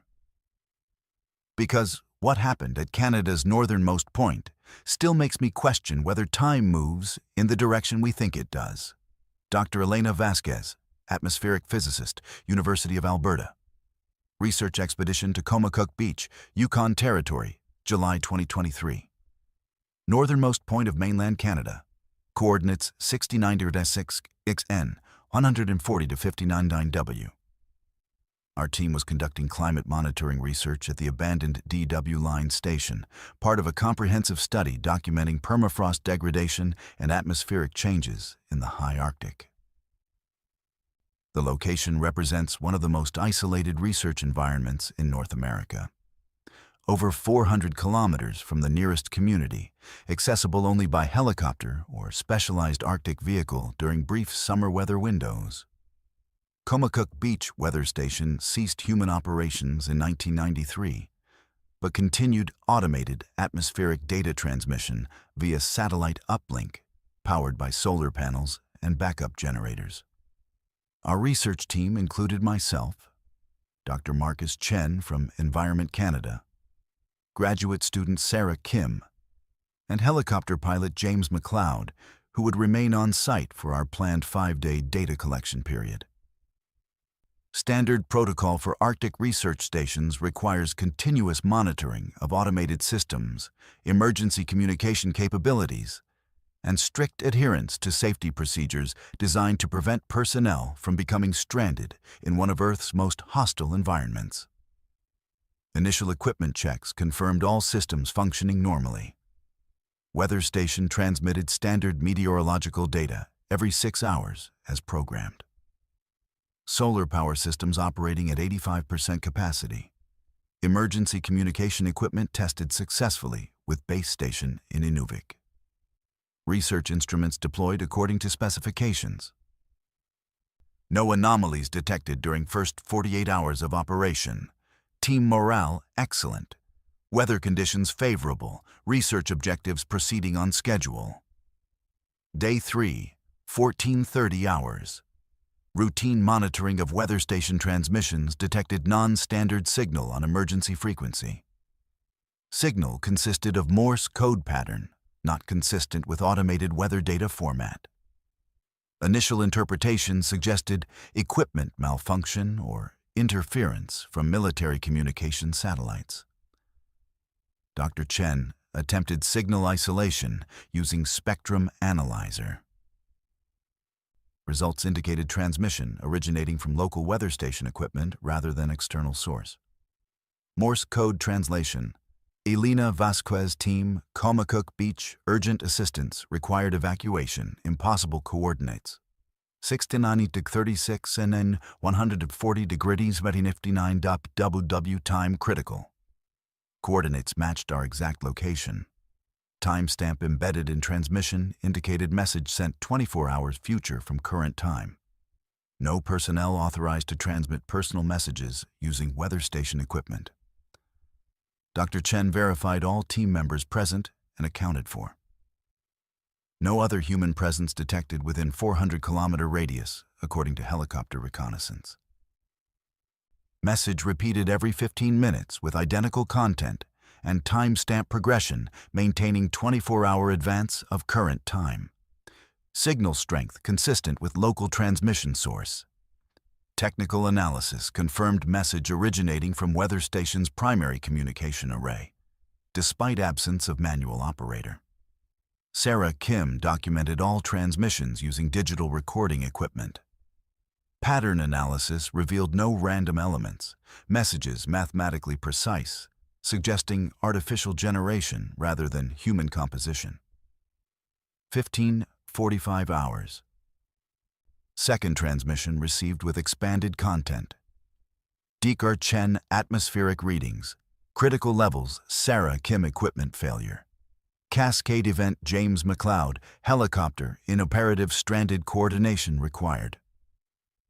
Transmission referenced specific team member names and operational details, not programmed into weather station database. Future timestamp maintained exact 24-hour differential. Dr. Chen attempted response transmission, but received no acknowledgement, despite message repetition continuing on schedule. 16 down to hours. Third transmission. Permafrost degradation. Accelerated beyond projections, ground instability, compromising station, structural integrity, Evacuation protocols initiated. Ground conditions around weather station appeared normal. Permafrost measurements showed expected seasonal variation without anomalous readings. Structural integrity assessment revealed no immediate concerns. However, future timestamps suggested these conditions would develop over following 24-hour period. Team discussion regarding appropriate response to anomalous transmissions. Dr. Chen recommended immediate evacuation based on precautionary principle. James McLeod confirmed helicopter operational readiness, but noted weather conditions deteriorating according to satellite meteorology. Sarah Kim advocated continuing research mission while monitoring situation development. Personal assessment. Transmissions potentially indicating equipment, predictive malfunction, or unknown environmental threat requiring investigation. 17:30 hours. Fourth transmission introduced additional complexity. Temporal displacement effect documented causality loop established evacuation. Attempts unsuccessful message transmission, only viable communication method. Content implied transmission source possessed knowledge of our reception and discussion of previous messages. Temporal displacement reference suggested sender experiencing time differential relative to our current time frame. James McLeod attempted helicopter departure for emergency consultation with base station Inuvik. Engine failure during startup sequence. Diagnostic evaluation revealed multiple system malfunctions affecting flight control, navigation, and communication systems. Failures appeared simultaneous and comprehensive rather than cascading from single-point source. Weather conditions deteriorated rapidly with visibility dropping to less than 100 meters due to unexpected fog formation. 18 hours. Fifth transmission. Helicopter mechanical failure confirmed fog conditions, preventing visibility. Ground instability, beginning northeast section station. Timeline acceleration observed. Transmission accurately described current conditions, despite timestamp indicating 24-hour future origin. Sarah Kim's equipment registered unusual electromagnetic readings consistent with temporal distortion phenomena reported in theoretical physics literature. Ground stability monitoring detected subsidence beginning northeast weather station exactly as predicted by transmission. Rate of permafrost degradation exceeded normal seasonal patterns by factor of approximately 50. Infrastructure damage becoming apparent in sections of station not previously showing deterioration signs. Team relocated to southwest section of facility for structural safety. 24 hours. Extended transmission received. Temporal loop mechanics, partially understood, past team receiving, future team transmissions, evacuation. Impossible due to causality requirements, survival, dependent on message relay accuracy. Implication. Our current situation predetermined by necessity of transmitting future warnings to previous timeline iteration. Paradox of requiring our survival to send messages that ensured our survival. Night shift monitoring revealed progressive deterioration, matching transmission predictions. Ground instability expanded throughout station area. Helicopter remained inoperative despite Dr. Chen's mechanical expertise. Weather conditions prohibited ground evacuation attempts.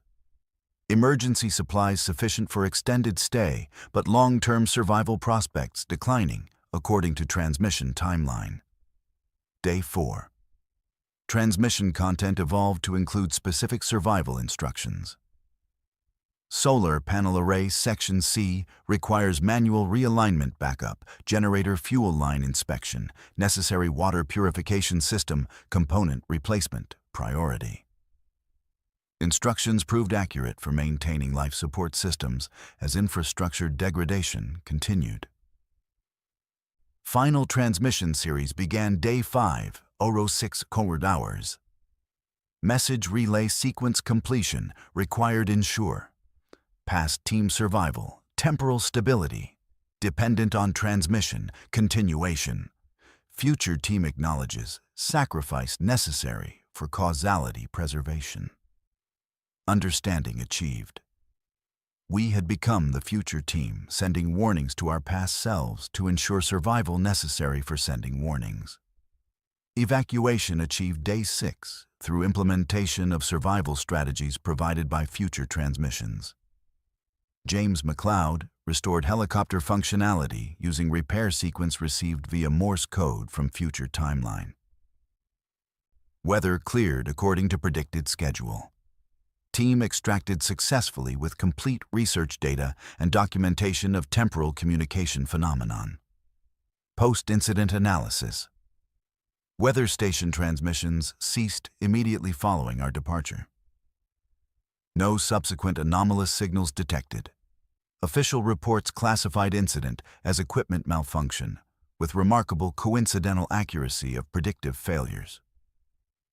Research data confirmed significant permafrost degradation and atmospheric anomalies, but no reference to temporal displacement effects.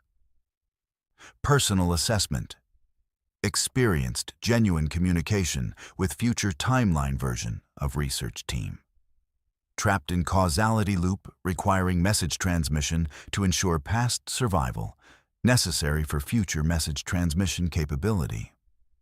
Paradox resolved through successful execution of predetermined survival sequence. Temporal mechanics remain beyond current scientific understanding, but practical applications demonstrated effective. If you've made it this far through these 11 disturbing accounts from Canada's most remote territory, you've experienced just a glimpse of the inexplicable events that occur when humans venture into places where the normal rules don't seem to apply. The Yukon Territory holds secrets that challenge our understanding of reality, time, and what's possible in our world. These stories represent only the beginning of what's waiting to be discovered in the frozen wilderness, where civilization ends and something else begins.